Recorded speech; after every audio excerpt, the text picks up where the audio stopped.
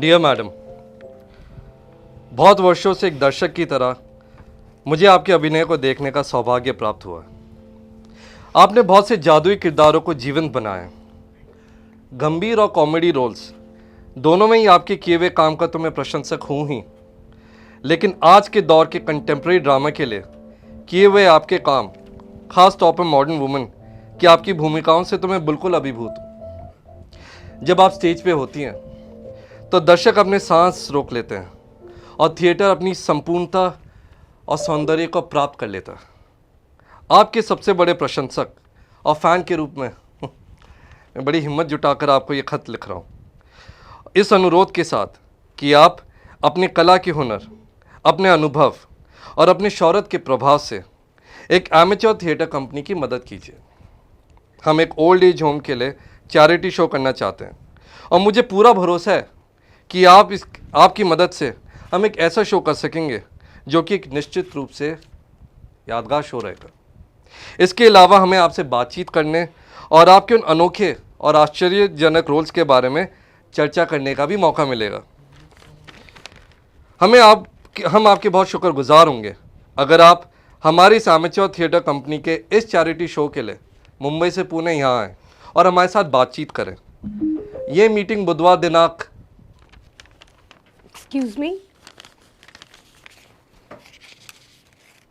Excuse me. Yes, can I help you? मैं शायद गलत जगह आ गई हूँ।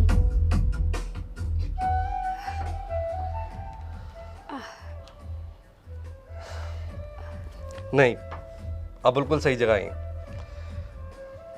मुझे किसी ने बताया कि यहाँ पर एक एमेच्योर थिएटर ग्रुप है। मैं उसके डायरेक्टर मिस्टर अक्षय को ढूंढ रही हूँ।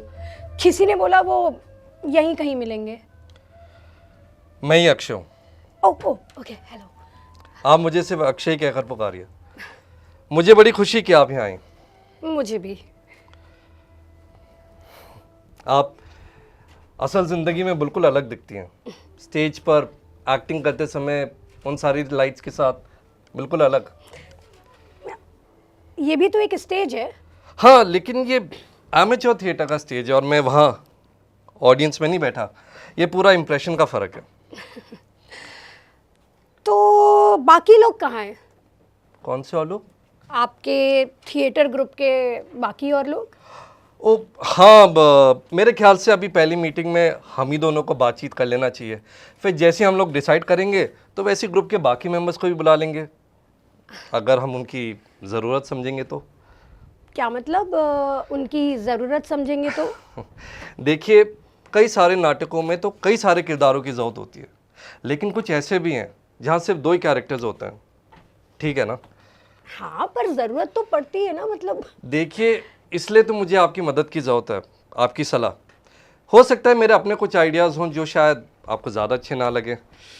खैर, मुझे पहली मीटिंग में आपसे बिजनेस नहीं डिस्कस करना चाहिए था। आप प्लीज़ बैठिए। मेरे पास बियर आप लेंगे? No thanks. वैसे मेरे पास कॉफ़ी भी, अगर आप। या coffee will be fine. No sugar please. Sure.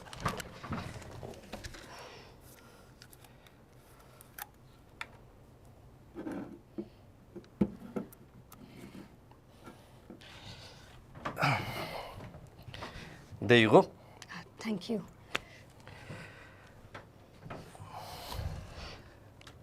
मुझे बड़ी खुशी कि आप यहाँ आए। मुझे भी। हिंदी थिएटर की इतनी बड़ी ग्रेट एक्ट्रेस, और आपने इतना वक्त निकाला हमारे जैसे थिएटर ग्रुप के लिए, हम एमेच्योर्स के लिए। वरना तो प्रोफेशनल्स एमेच्योर्स को नापसंद ही करते हैं, नहीं करते? Well, it's quite normal and understandable. I mean yes, it does make sense. लेकिन इसका रिवर्स भी सच है। एमेच्योर्स भी प्रोफेशनल्स को नापसंद ही करते हैं। मैं इसके बारे में बहुत श्योर नहीं हूँ। लेकिन मैं हूँ, and that makes sense too, isn't it? पर मतलब मुझे ये नहीं समझ में आता कि ऐसा क्यों है। मैं दोनों को ही नापसंद करता हूँ। दोनों को? अगर वो असली नहीं है, उनमें वो खरापन या ईमानदारी नहीं है, यू गेट माई पॉइंट, या तो किसी के पास ऊपर वाले का दिया हुआ टैलेंट है या तो नहीं है। मैं इसी तरह से इस बात को देखता हूँ। Do you agree? Yeah I do. एक एमेच्योर भी एक्टर बन सकता है अगर उसमें टैलेंट है, ऑफ कोर्स, और एक्सपीरियंस। मैं पिछले 25 बरस से एक्टिंग कर रहा हूँ सिर्फ अपनी सेटिस्फैक्शन के लिए। तुम सारे प्रोफेशनल्स के साथ ऐसा नहीं है। फिर भी मैं अभी तक 40 रोल्स कर चुका हूँ।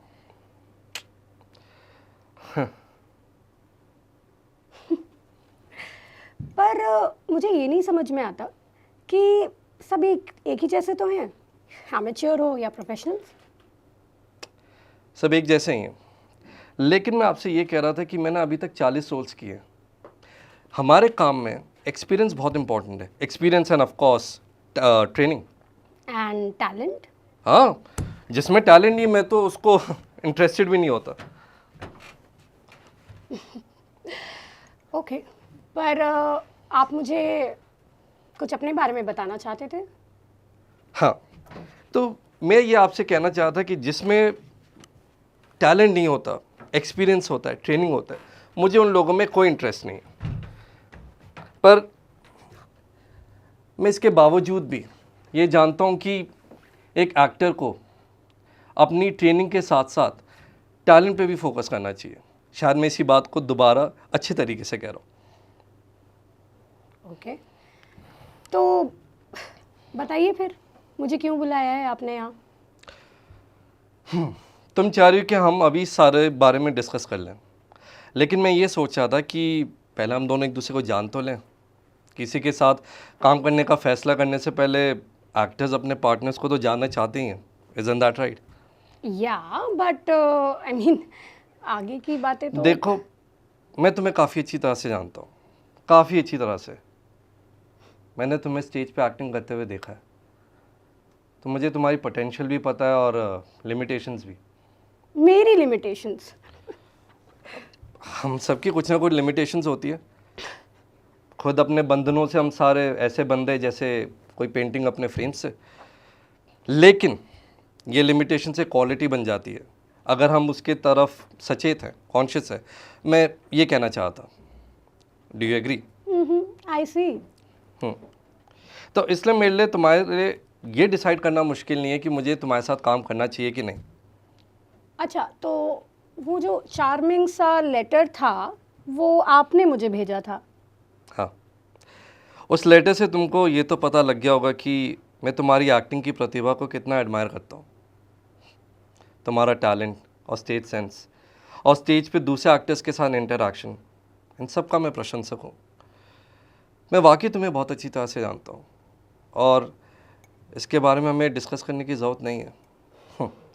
वैसे तो तुम्हें सारा हिंदुस्तान जानता है, हालांकि ज़्यादातर लोग तुम्हें फिल्मों, टीवी और ओटीटी की वजह से जानते हैं, लेकिन जब मैं एक्टिंग और आर्ट की बात करूँगा तो मैं सिर्फ थिएटर की बात करूँगा। मेरे ख्याल से तुम मेरी बात समझ रही हो। हाँ हाँ बिल्कुल। टेलीविज़न तो कचरा है, फिल्में सूडो आर्ट है।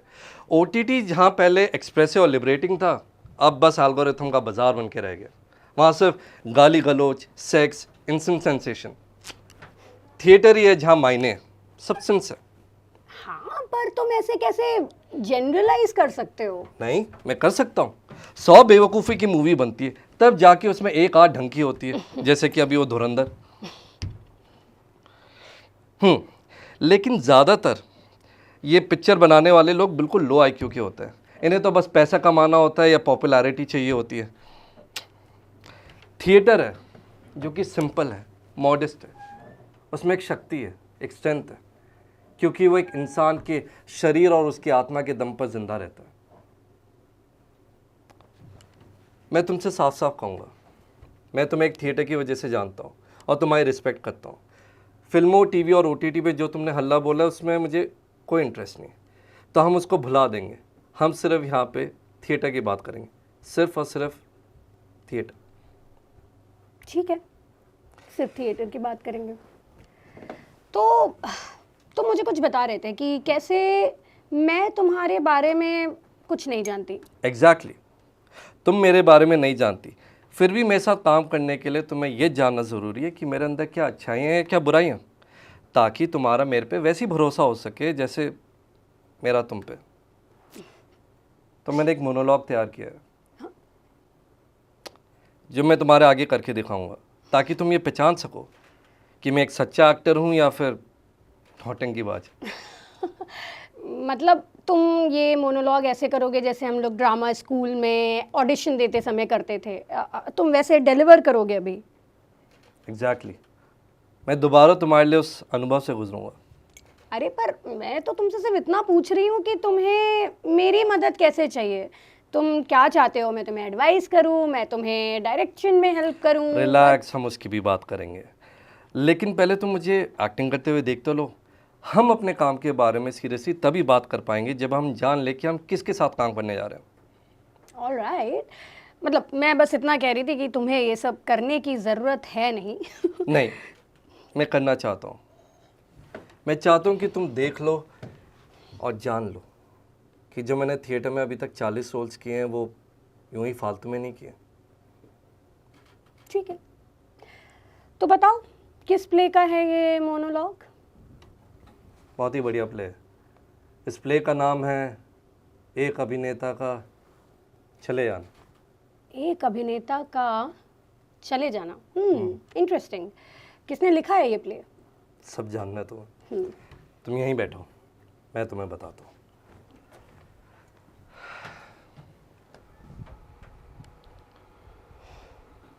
जब एक अभिनेता की मृत्यु होती है तो वो सिर्फ एक इंसान का चले जाना नहीं होता, वो उन सारे शरीरों की छायाओं की भी मौत होती है जिनको हमने मंच पे जिया होता है।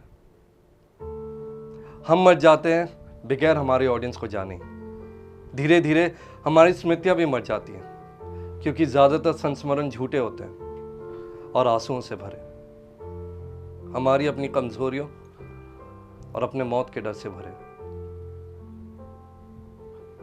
जब एक एक्टर की मौत होती है तो भविष्य के सारे रोल्स भी मर जाते हैं जो उसने किए होते हैं। जब हम एक अभिनेता के चले आने पे रोते हैं तो हम सिर्फ उसके लिए नहीं रोते, हम रोते हैं उस सारे वक्त और उन सारी परफॉर्मेंसेस के लिए जो हमने उसके माध्यम से जिए होते। लेकिन सबसे ज्यादा बुरी बात तो ये होती है जब एक एक्टर अपनी जिंदगी की सबसे बढ़िया भूमिका निभाए बगैर ही चला जाता है।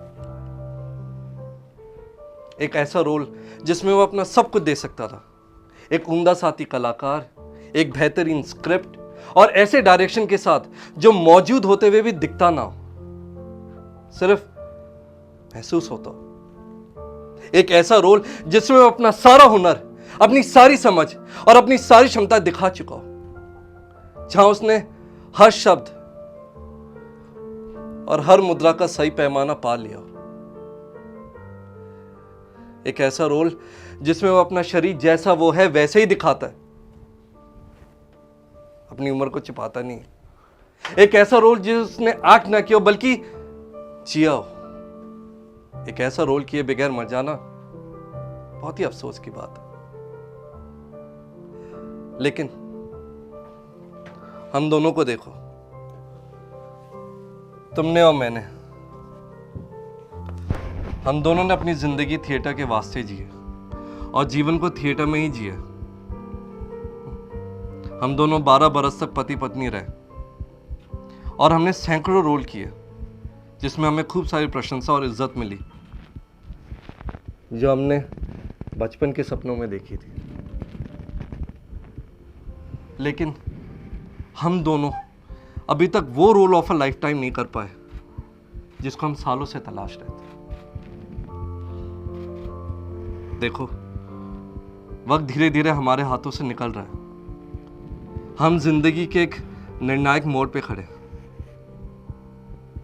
अभी भी हमारे अंदर इतनी आग और इतनी भूख बाकी है कि हम कुछ सच्चा और अमर रख सकते हैं। मैं तुमसे ये सब इसलिए नहीं कह रहा हूं क्योंकि तुम मेरी पत्नी थी, बल्कि इसलिए कह रहा हूं क्योंकि तुम मेरी आइडियल स्टेज पार्टनर हो। एक अच्छे एक्टर को एक अच्छा को एक्टर चाहिए होता है, इसलिए प्लीज मुझे मना मत करना। क्योंकि तुम मेरे बगैर कभी भी कंप्लीट और परफेक्ट नहीं हो सकती। तुम उन सारी ऊंचाइयों को मेरे बगैर अकेले कभी नहीं छू पाओगी। इसलिए हमारे डिवोर्स को भूल जाओ, अपने हस्बैंड और मेरी वाइफ को भूल जाओ और इस बात पर फोकस करो कि हम दोनों कुछ ऐसा रच सकते हैं जो हम दोनों से ज़्यादा देर तक जिंदा रहे। और शायद इसलिए हम दोनों दोबारा मिले। दादा लाइट्स। तो कैसा लगा? मैं पास हुआ या? Oh my God, you are so good, really great, amazing. और ये स्क्रिप्ट भी कितनी बढ़िया है। किसने लिखा है ये प्ले? मैंने। तुम लिखते भी हो? बस यही वाला लिखा है। दरअसल मैं काफ़ी समय से एक ऐसे नाटक की तलाश में था जहाँ मैं अपनी भावनाओं को अभिव्यक्त कर सकता था। जब कुछ नहीं मिला तो सोचा यही लिख दूँ। तुमने क्या बताया? क्या नाम है इसका? एक अभिनेता का चले जाना, जिसमें दोनों मेन कैरेक्टर्स पति और पत्नी हैं। दोनों एक्टर्स हैं, हमारी उम्र के लोग। नाटक के 15 साल पहले इन लोगों का डिवोर्स हो गया था और फिर उसके बाद इन्होंने दूसरे लोगों से शादी कर ली। और मैं सभी बता दूंगा, तुम खुद ही पढ़ लो। ठीक है, मैं पढ़ लूंगी। पर तुम क्या बता रहे हो कि इसमें सिर्फ 2 लोग हैं? हाँ बिल्कुल। कौन करेंगे 2 लोगों का रोल? हम दोनों। हम दोनों? बशर्ते इसके कि तुम्हें एक एमेच्योर के साथ एक्टिंग करने में कोई परेशानी ना हो। नहीं, कतई नहीं। मुझे एक एमेच्योर के साथ बिल्कुल परेशानी नहीं है। तुमने काफ़ी अच्छा एक्ट किया, बहुत बढ़िया था, वेरी कन्विंसिंग, जैसे इसे करना चाहिए था। ओके, इसको डायरेक्ट कौन करेगा? मैं। तुम इसको डायरेक्ट भी करोगे? हाँ मैं। ओके, मतलब मुझे एक्टर्स का डायरेक्टर्स होना थोड़ा पसंद नहीं आता, क्योंकि वो ऐसा लगता है थोड़ा मास्टरबेशन सा लगता है। अब मैं मास्टरबेशन के बारे में ज़्यादा नहीं जानता, लेकिन ये एक ग्रेट शो होगा बशर्ते इसके ये कि मैं तुम्हारे साथ काम करने को तैयार हो जाऊं। देखो, तुम और मैं एक ही वेवलेंथ पे, और तुम तो मेरा दिमाग भी पढ़ ले रही हो। लेकिन तुम्हें आज ही डिसाइड करना ज़रूरी नहीं है। तुम घर जाओ, स्क्रिप्ट पढ़ लो। वैसे मुझे नहीं लगता कि तुम ये रोल ठुकराओगी, और वैसे भी तुम्हारा कोई नुकसान तो होगा नहीं। क्या मतलब? देखो, आजकल तुम कुछ कर नहीं रही हो, और तुम्हारा थिएटर हॉल भी रेनोवेट हो रहा है, और किसी के पास तुम्हें देने के लिए कोई रोल भी नहीं है। I see you are very well informed. एक अच्छे डायरेक्टर को उन सारे एक्टर्स के बारे में पता होना चाहिए जिनके साथ वो काम करने जा रहा है। अच्छा, तो मैं तुमसे बस ये कह रहा हूँ कि घर जाओ और स्क्रिप्ट को पढ़ लो। पर पढ़ तो मैं लूँगी, बट मुझे एक बात नहीं समझ में आ रही। मतलब 2 एक्टर्स ही एक प्ले का मेन कैरेक्टर होंगे। मुझे ये बात बहुत ओरिजिनल नहीं लगती, बहुत रियलिटी से रिलेटेबल नहीं लगती। इस थीम के मैंने तमाम प्लेस पढ़े हैं, पर ये वाला उनसे बेहतर है। अच्छा, कैसे? जिस तरह से लिखा गया है उस तरह से। इसको एक एक्टर ने लिखा है। मुझे ये बात भी बहुत पसंद नहीं कि एक्टर्स ही जब राइटर्स भी होते हैं। क्यों? तुम्हें तो शेक्सपियर के नाटक करना बड़ा पसंद था। Of course, I loved it, every moment of it. तो वो भी तो एक एक्टर था, उसी तरह मोलियर भी एक एक्टर था। अरे पर शेकॉफ तो नहीं था। लेकिन उसकी वाइफ तो एक्ट्रेस थी। तो यार, ये कोई ऐसा कॉन्सेप्ट थोड़ी है जो बिस्तर पे ट्रांसमिट हो जाता हो। नहीं होता है। अब आ भी रही हो, रिहर्सल शुरू करें? आ गई। सीन 2। कर रही हूँ। हमारे बीच काफ़ी कुछ घटित हो चुका है, और बहुत कुछ तो निहायती भद्दा भी। लेकिन बहुत सारा अच्छा भी तो था, लेकिन काफ़ी कम। I am sorry, but I can't. मैं नहीं करना चाहती। तुम चाहती नहीं हो करना या मैं नहीं कर सकती। नहीं? तुम कर सकती हो अगर तुम करना चाहो तो। मुझे पता है कि तुम मुझसे भी ज़्यादा इस प्ले को करना चाहती हो, और वैसे भी तुम्हारे पास ज़्यादा ऑफर्स तो है नहीं। शायद मैं इस मामले में ज़्यादा लकी रहा हूँ। मुझे ना तुम सब मेल एक्टर से जलन होती रही है। हाँ, जितने रोल्स विमेन के लिए बनते हैं उससे 5 गुना ज़्यादा तुम सब आदमियों के लिए। मुझे तो इन प्लेराइट से भी नफरत होती है। पहले तो वो विमेन के लिए रोल लिखते नहीं, उसके बाद वो लिख देते हैं तो उन्हें ये नहीं पता कि क्या लिखना है, किस तरीके से लिखना है। देखो, इसलिए मैं चाहता हूँ कि तुम ये प्ले कर लो। दोनों कैरेक्टर्स बहुत अच्छे से लिखे गए, गहरे, वेरी रिच। पर तुम ये क्यों नहीं समझ रहे हो कि हम कैसे साथ में काम कर सकते हैं? I mean, तुम्हारी वाइफ क्या सोचेगी, मेरा हस्बैंड क्या सोचेगा? It is very परवर्स। वो दोनों ही एतराज़ करेंगे, वो लोग ही नाराज़ होंगे। देखो देखो, मैं ठीक कह रही हूँ। नहीं, तुम ठीक नहीं कह रही हो। मुझे कहने तो दो। हमारे पास एक ऐसी चीज़ करने का मौका है जो हम हमेशा से करना चाहते थे। देखो, ये मत भूलो कि अभी हम जिंदगी के उस मोड़ पे खड़े हैं जहाँ वक्त तेज़ी से निकलता महसूस हो रहा है। और तुम ये मत भूलो कि हम 12 साल तक मियाँ बीवी रह चुके हैं, और मैं उन यादों को दोबारा नहीं जगाना चाहती जिन्हें मैं हमेशा के लिए दफना चुकी हूँ। मैं तुमसे ये सब करने के लिए नहीं कह रहा हूँ। मैं तो प्रोफेशनली तुम्हारा कोऑपरेशन मांग रहा हूँ, उससे ज़्यादा कुछ भी नहीं। जब हम शादीशुदा थे तब तुम इसलिए नहीं करना चाहती थी क्योंकि हम पति पत्नी थे और लोगों को लग रहा था कि हम उन्हें अपनी निजी ज़िंदगी दिखा रहे हैं। और जब हमारा तलाक हो गया तो हम इसलिए नहीं कर सकते क्योंकि हमारी शादी टूट चुकी है। मैं इसलिए नहीं करना चाहती थी क्योंकि मेरा नया हस्बैंड नहीं चाहता था। मैं उसकी फीलिंग्स हर्ट नहीं कर सकती थी। मैं तब भी उसकी फीलिंग्स हर्ट नहीं कर सकती थी, और मैं आज भी उसका दिल नहीं दुखा सकती।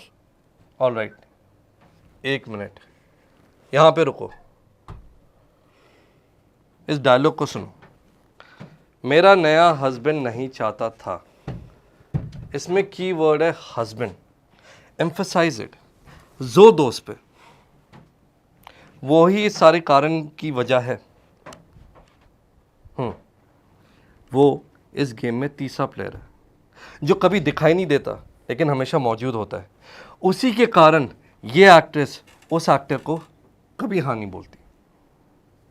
ठीक है, ओके। एक चीज़ और, तुम्हारे साइलेंस से ज़्यादा मीनिंगफुल नहीं हो। क्या मतलब है? अभी सिर्फ 3 हफ्ते हुए हैं रिहर्सल करते हुए, और तुम। लेकिन हम इसे 50 बार भी तो कर चुके हैं। एग्जैक्टली। इस एक सीन को हम 50 बार कर चुके हैं और बाकी सारे प्ले को भूल गए हैं। ईरा, तुम समझ नहीं रही हो, ये इस प्ले का सबसे की सीन है। हम यहाँ पे इन दोनों कैरेक्टर्स की रिलेशनशिप को इस्टेब्लिश कर रहे हैं। अगर हम अपने रोल्स को अच्छी तरह से समझ लेते तो ऑडियंस भी उन्हें अच्छी तरह से समझ लेगी। ऑलराइट, ठीक है। पर मुझे ये नहीं समझ में आ रहा कि मेरे साइलेंसेस के साथ क्या गड़बड़ी है। देखो, मेरे लिए रियल एक्टिंग के क्या मायने होते हैं। जब एक एक्टर स्टेज पे खड़ा हो, चुप, अडॉल, बिना कोई हरकत, बिना कोई डायलॉग, और फिर भी ऑडियंस की नज़र उस पर से ना हटे। लेकिन ऐसी साइलेंस को केयरफुली बिल्ड करना पड़ता है, प्रिपेयर करना पड़ता है, अपने पार्टनर के ऊपर कॉन्सेंट्रेट करके और इस बात पे फोकस करके कि उस टाइम पे वो कैरेक्टर क्या महसूस कर रहा होगा, क्या सोच रहा होगा, उस टाइम पे इन दोनों एक्टर्स के बीच में क्या सिचुएशन चल रही होगी। डायलॉग्स तो कोई भी मीडियोकर एक्टर अच्छी तरह से बोल लेता है, लेकिन मैं अक्सर एक कोटेशन कहता हूँ, तुम मुझे अपनी साइलेंस दिखाओ और मैं बता दूंगा कि तुम कैसे एक्टर हो, कितने पानी में। वाह, बहुत बढ़िया कोटेशन है। किसने लिखा है?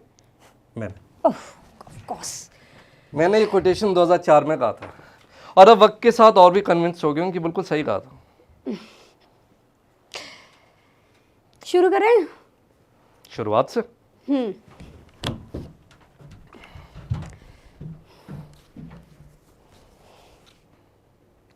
हम दोनों के बीच बहुत कुछ घटित हो चुका है, और काफी कुछ तो निहायती भद्दा भी लेकिन काफ़ी सारा अच्छा भी तो था। लेकिन काफी कम। I am sorry, but I can't. मैं ये नहीं करना चाहती। तुम चाहती नहीं हो करना या? मैं नहीं कर सकती।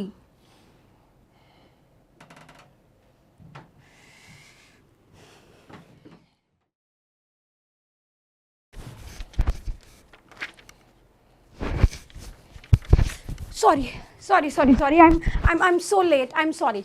You are late, yeah traffic jam मिल गया था यार, फंस गई थी। You are late. हाँ पता है मुझे, अब क्या करूं, कैब नहीं मिल रही थी तुम तो। पिछले 1 महीने में 8 बार लेट आ चुके हो। ये तो बिल्कुल अनप्रोफेशनल और रूड है। तुम मेरा कंसंट्रेशन बिगाड़ रही हो। अब तुम ही बताओ, अगर मैं रोज तुम्हारा यूं 1 घंटा इंतजार करता रहूंगा तो मैं अपने एक्ट पे फोकस कैसे करूंगा? मुझे वो एक्टर्स कभी नहीं पसंद जो हमेशा लेट आते हैं। मैं उनसे नफरत करता हूँ।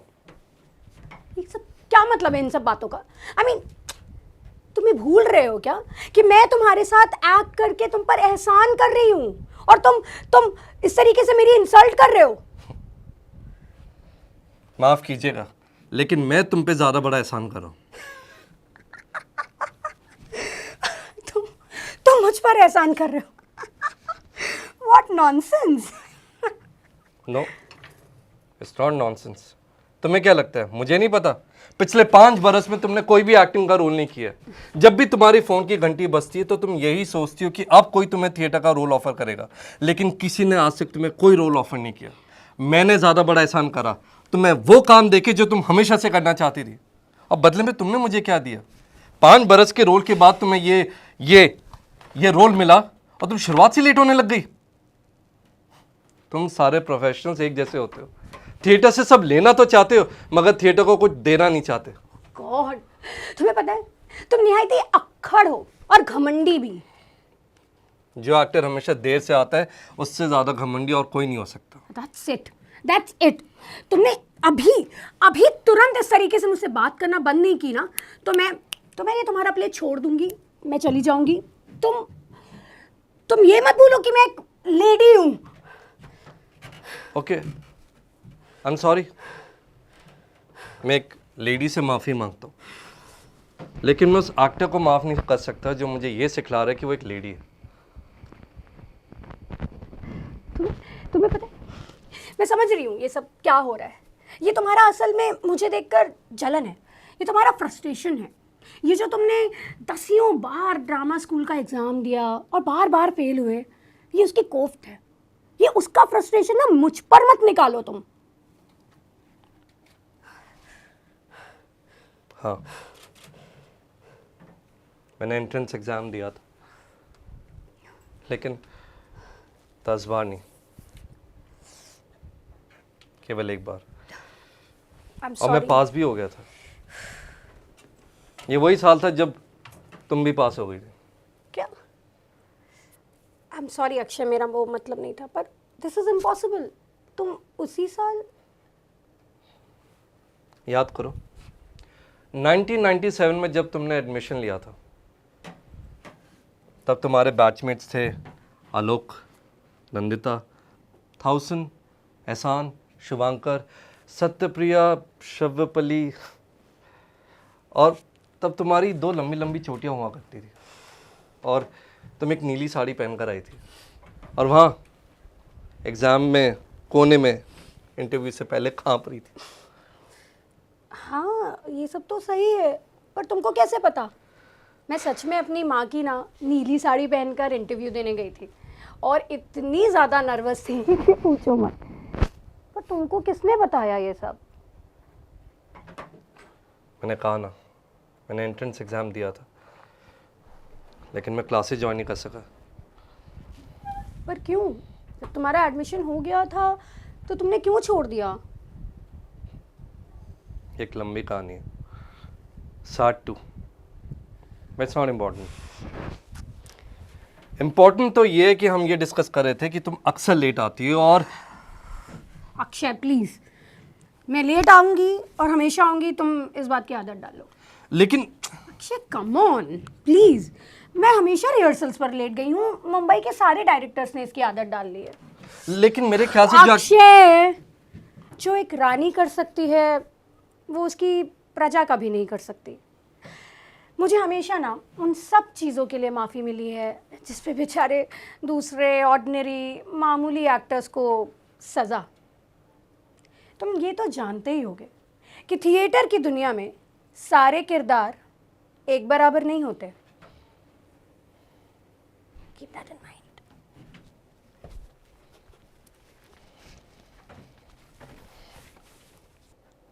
कुछ धोखे भरी यादें, कुछ बिना साबित हुआ गॉसिप, कुछ लोगों की नाम कमाने की, फेमस होने की बेपनाह ख्वाहिश।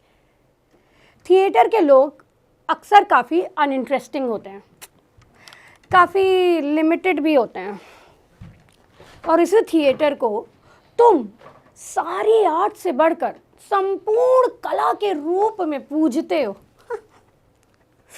फनी। मैं उस थिएटर को कुछ नहीं मानता। मैं मानता हूँ उस थिएटर को जो तुम्हारे साथियों ने फिल्म और टीवी से मिलने वाले पैसे और शोहरत के लालच में छोड़ दिया। ये वो मोटिव्स नहीं है जो एक एक्टर में होने चाहिए। तो क्या मोटिव्स होने चाहिए? सिर्फ स्टेज और ऑडियंस। अगर एक एक्टर की ज़िंदगी में दर्शकों से खचाखच भरे हॉल में परफॉर्म करने से ज़्यादा बड़ी कोई और खुशी हो सकती है तो उसे कुछ और काम करना चाहिए, एक्टिंग नहीं। पर एक एक्टर भी एक इंसान है, उसकी भी अपनी ज़रूरतें होती हैं, इच्छाएं होती हैं।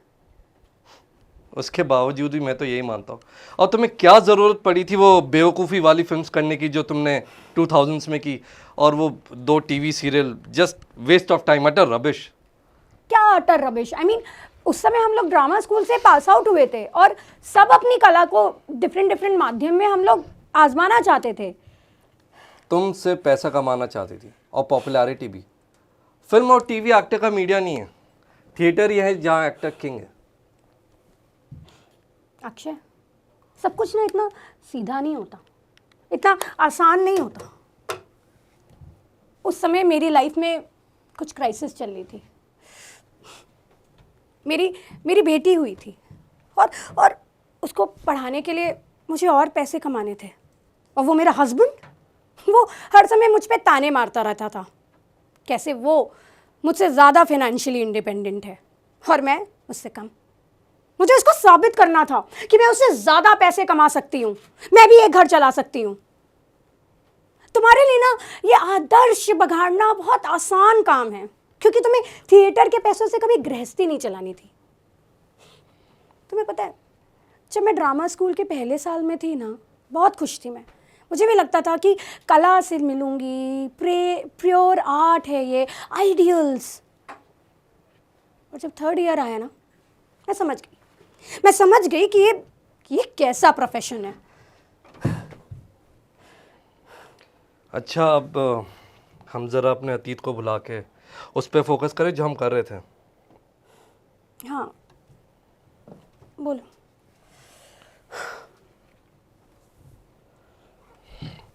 मेरे पास एक आइडिया है। बोलो। देखो, मुझे पता चला कि तुम अपने थिएटर जीवन के 30 बरस पूरे होने पर एक सेलिब्रेशन करना चाहती थी और एक स्टेज शो भी करना चाह रही थी, और इसके बारे में तुमने अपने ग्रुप के मैनेजमेंट से भी बात कर ली थी। लेकिन उन्होंने कहा कि हम तुम्हारे वास्ते कोई सही रोल चुनेंगे और लिखेंगे, लेकिन फिर वो भूल गए। बहुत कुछ पता है तुम्हें। मैं ये सोचा था कि क्यों ना हम इस शो के लिए ये डिक्लेयर करें कि तुम अपने थिएटर प्रोफेशन के 30 बरस पूरे होने पर ये परफॉर्मेंस दे रही हो। This performance? हाँ, यस, दिस वन। ओ या, आई मीन ऐसा कर सकते हैं। ओ yes, it is adding up. I mean ये परफॉर्मेंस मेरा कमबैक हो सकती है। ओ yes, like oh wonderful idea Akshay, wonderful idea. This is an awesome idea. मैं तो अभी से ना, मुझे लग रहा है ये बॉम्बे के कल्चर क्राउड पे क्या जोरदार तमाचा होगा। और हाँ, मैं तो अभी से कल के अखबारों की ना हेडलाइंस इमेजिन कर सकती हूँ। The great actress denied anniversary performance, the great actress making a comeback after 30 long years. Oh my God, this is going to be exciting. Oh wow, मुझे ना, मैं सारे प्रेस वाले, मीडिया, क्रिटिक्स, सबको हमेशा से सेंसेशन अच्छा लगता है ना? हाँ मुझे अच्छा लगता है, और एक एक्टिंग की लाइन में इससे नुकसान ही क्या है? ईरा, हाँ तुम्हें हमारे इस प्ले में फेथ है ना? हाँ, मुझे तुम्हारे प्ले में फेथ है। तुम डाउट कर रहे हो क्या? नहीं, बस यूं ही पूछा। अक्षय, हाँ। तुमने ड्रामा स्कूल क्यों नहीं ज्वाइन किया? क्यों छोड़ दिया? वो एक लंबी कहानी है। बताओ मुझे, मैं सुनना चाहूँगी। हम खड़गपुर में रहते थे। मेरे पिताजी रेलवे के एक दफ्तर में चपरासी थे। वो रोज़ शाम को मंदिर के चबूतरे पर बैठकर अपने भजन मंडली के साथ गाते बजाते थे। मैं सबसे बड़ा भाई था। 2 छोटे भाई और थे, जुड़वा, मुझसे 7 साल छोटे, और सबसे छोटी एक बहन, बहुत प्यारी सी, मुझसे 8 साल छोटी। एक बहुत ही साधारण परिवार, मगर खुश परिवार। फिर वसंत 87 के जाड़ों के दिनों में नक्सलियों ने उन्हें गोली मार दी। क्यों? किस लिए? यूं ही। उन्हें लगा कि उन्होंने गलत लोगों के लिए गाया बजाया, उनके खिलाफ आवाज़ उठाई। मैं तब 12 बरस का था और मैंने तब रियलाइज़ कर लिया था कि मेरा बचपन भी मर गया। अब मेरा परिवार जिएगा कि नहीं, ये मेरे ऊपर डिपेंड करता है। मैंने अपनी थिएटर की पढ़ाई का सपना छोड़ के अब अपना परिवार का पेट पालना था। कुल मिलाकर मैं और मेरी माँ ने हर तरह के काम किए, बर्तन मांजना, झाड़ू पोछा, कपड़े धोना, जो मिला सब कुछ, ताकि परिवार भूखा ना रह सके। और एक्टिंग? 1992 में जब मैं 17 बरस का था, तब कैलकाटा से एक थिएटर ग्रुप खड़गपुर में आया था। मैं तब रेलवे प्लेटफॉर्म पे काम करता था और मैंने ज़िंदगी में पहली बार एक नाटक देखा और मुझे थिएटर से प्यार हो गया और मैं थिएटर एक्टर बनने के सपने देखने लगा। उसके 1 साल बाद रेलवे कॉलोनी में एक एमेच्योर ग्रुप ने मुझे शॉर्ट फिल्म में काम दिया। फिर कुछ समय बाद मैंने एक बादल सरकार का प्ले भी किया। कौन सा प्ले? पगला घोड़ा? नहीं, एवं इंद्रजीत। फिर मैंने रियल एक्टर बनने की ठान ली। पढ़ाई भी मैंने वहाँ के सरकारी स्कूल से पूरी कर ली थी, 12वीं भी पास कर ली थी। किसी तरह अपनी माँ को समझा बुझा के दिल्ली लाने के लिए राज़ी किया। वहाँ एक चाचा थे जो रेलवे कैंटीन के ठेकेदार थे। उन्होंने मेरी माँ को खाना बनाने का काम दे दिया था और मैं रोज़ उनके काउंटर पर बैठ के हिसाब किताब ले लेता था। फिर 1995 में जब हमने 2 कमरे का मकान किराए पर लिया तो हम चाचे की घर की बसाती छोड़ के वहाँ चले गए। ये तो वही साल रहा होगा ना जब तुमने ड्रामा स्कूल का एंट्रेंस एग्जाम दिया होगा। 2 साल बाद जब मैंने एंट्रेंस एग्ज़ाम पास किया तो अचानक ही मेरी माँ चल बसी। अचानक ही मुझे तुरंत फैसला लेना था। हमारे पास ज़्यादा पैसे नहीं थे और अब मेरा परिवार जिएगा कि नहीं, ये मेरे ऊपर डिपेंड करेगा। मैं दिन के वक्त रेलवे कैंटीन में काम करता था और शाम को किसी रेस्टोरेंट में। बस धीरे धीरे यही बाकी रह गया था कि मैं किसी एमेच्योर थिएटर ग्रुप में अपना हाथ आजमाऊं और शाम को तुम थिएटर प्रोफेशनल्स का शो देखने जाओ। मैं बहुत दुखी रहता था उन दिनों। मुझे याद है कि तुम लोग 2 साल बाद ड्रामा स्कूल की रेपरेटरी की तरफ से कई सारे प्ले किए थे पास आउट होने के बाद। तुगलक, कॉकेशियन चौक सर्कल, जूलियस सीजर, और इनमें तुमने लीड रोल्स किए थे and you were great, fabulous. और शेकॉफ का सीगल भी तो। और तुम्हारा बेस्ट साल था। उसके 1 साल बाद तुम्हारी शादी हो गई थी। दैट्स राइट, 2001 में मेरी शादी हो गई थी एक डॉक्टर से जिसको तुम्हारा थिएटर करना पसंद नहीं था। हाँ, पर तुमको कैसे पता कि उसको थिएटर बिल्कुल नहीं पसंद? मैंने अंदाज़ा लगा। सही अंदाज़ा लगाया। मेरी छोड़ो, अपनी बताओ, फिर तुमने क्या किया? इसके आगे क्या हुआ? तुम्हारी शादी के 1.5 महीने बाद ही मैंने यहाँ विद्या भवन की लाइब्रेरी में नौकरी ले ली। पैसे ज़्यादा नहीं थे लेकिन ज़िंदगी आसान थी और मैं ढेर सारी किताबें पढ़ सकता रहा और उन लोगों से बातचीत कर सकता रहा जो लिटरेचर को समझते थे और अप्रिशिएट करते थे। वो रेलवे स्टेशन के लोग और वो रेस्टोरेंट के पियक्कड़ कस्टमर्स के बजाय कॉलेज लिटरेचर के स्टूडेंट्स, प्रोफेसर्स, लिखने पढ़ने वाले लोग। मुझे खुश होना चाहिए था लेकिन मैं था नहीं। मैं अक्सर अपने आप को कोसता रहता था कि क्यों मैंने अपनी थिएटर की पढ़ाई पूरी नहीं की, क्यों मैं थिएटर को प्रोफेशनली नहीं कर सका।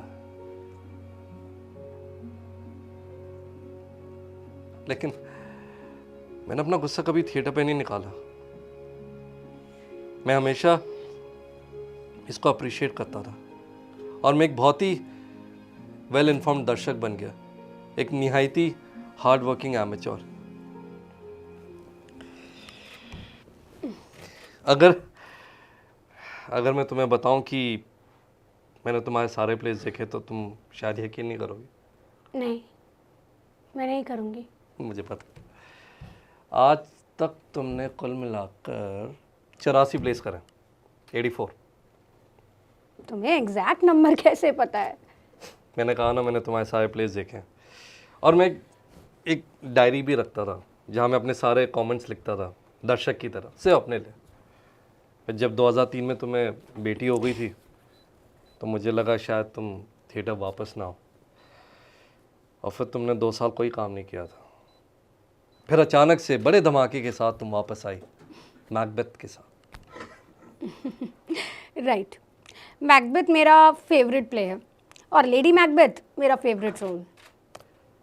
तुम्हारे पहले शो के अगले दिन ही मेरी शादी हो गई थी और उसके 1 साल बाद मेरा बेटा आनंद पैदा हो गया था। रिहर्सल शुरू करें? हाँ। तुम कुछ बता रहे थे मुझे पैथोस के बारे में। हाँ, मैं तुम्हें ये बता था, इधर आओ, कि इमोशंस को ना थोड़ा न्यूट्रल रखने की कोशिश करो। पैथोस नहीं चाहिए। अब तुम अपने एक्स हस्बैंड से बात करने जा रही हो और तुम्हें भी पता है अब उससे बातचीत करने से कोई फ़ायदा नहीं, ना कोई जीतने वाला है ना कोई हारने वाला। अगर अपने अतीत को खंगालोगी तो दोनों ही हारने वाले हैं। तो इसलिए एक एक्टर की तरह रीज़न से, दिमाग से आर्ग्यूमेंट्स रखो, ना कि दिल से, इमोशन से, एक औरत की तरह। ओके। मैं यहाँ आ जाता हूँ।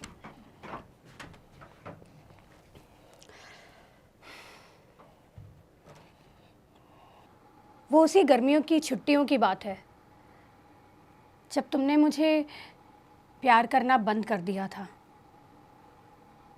ये सच नहीं है।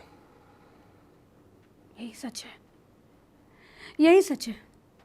तुमने मुझे प्यार करना बंद कर दिया था क्योंकि क्या है ना कि अब मैं तुम्हारे जोक्स पर हंसती नहीं थी। अब जब तुम बातों को तोड़ मड़ोड़ के, शब्दों को तोड़ मड़ोड़ के परोसते थे तो मैं खिलखिला के हंस नहीं उठती थी। दरअसल अब तुम मुझे उसी तरीके से डोमिनेट नहीं कर पाते थे जैसे पहले तुम कभी कर लेते थे। इसीलिए अब तुम्हें कोई दूसरी लड़की चाहिए थी, कोई ऐसी लड़की जो तुम्हारे जोक्स पे हंसे, तुम्हारे विट और ह्यूमर से इम्प्रेस हो, तुम्हारे कैरिज्मा, तुम्हारी सक्सेस से उसको अडोर करे। बेसिकली कोई ऐसी लड़की जिस बेचारी को जिंदगी का कोई अंदाज़ा ना हो। और वो लड़की तुम्हें मिल गई। तुम्हें हमेशा से ऐसे चीप साइको एनालिसिस करने का शौक है ना, लेकिन शायद तुम अपना बर्ताव भूल गई हो और ये शादी तोड़ने की शुरुआत तुम ही ने की थी। मैं उस वक्त जो भी करता था सिर्फ तुम्हारे लिए करता था। बहरहाल तुम्हें तो ये सब याद ही नहीं होगा। अक्षय, क्या है ये सब? क्या है ये सब? क्या हो गया? What is this?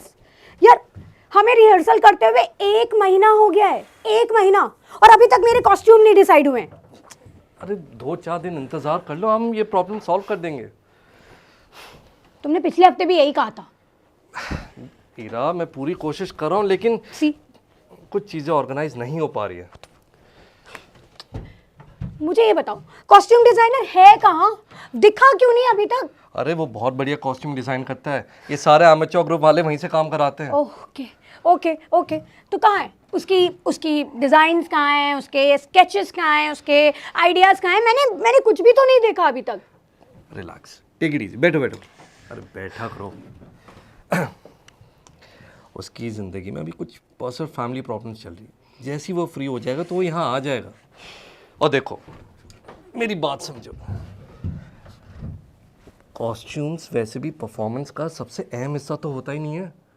ज़्यादा ज़रूरी ये है कि तुम इस रोल को अपने दिमाग में, अपने शरीर में फील करो। वैसे मुझे पता है कि एक ग्रेट शो होने जा रहा है और हम दोनों ग्रेट परफॉर्मेंस देने वाले हैं। कॉस्ट्यूम बहुत अहम हिस्सा नहीं होता है? अरे हेलो प्लीज़, कॉस्ट्यूम बहुत इंपॉर्टेंट होता है एक एक्ट्रेस के लिए।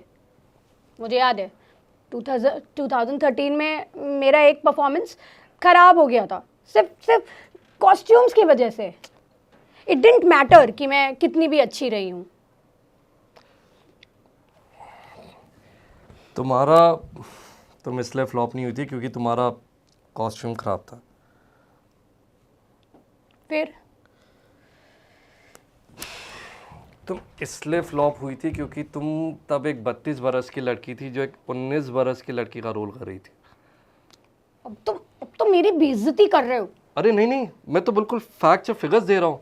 देखो, हर औरत की और हर एक्ट्रेस की ज़िंदगी में वो वक्त आता है जब वो अल्लड़ जवान लड़की वाले रोल्स नहीं कर सकती और अब उन्हें मैच्योर औरत वाले रोल्स करने चाहिए।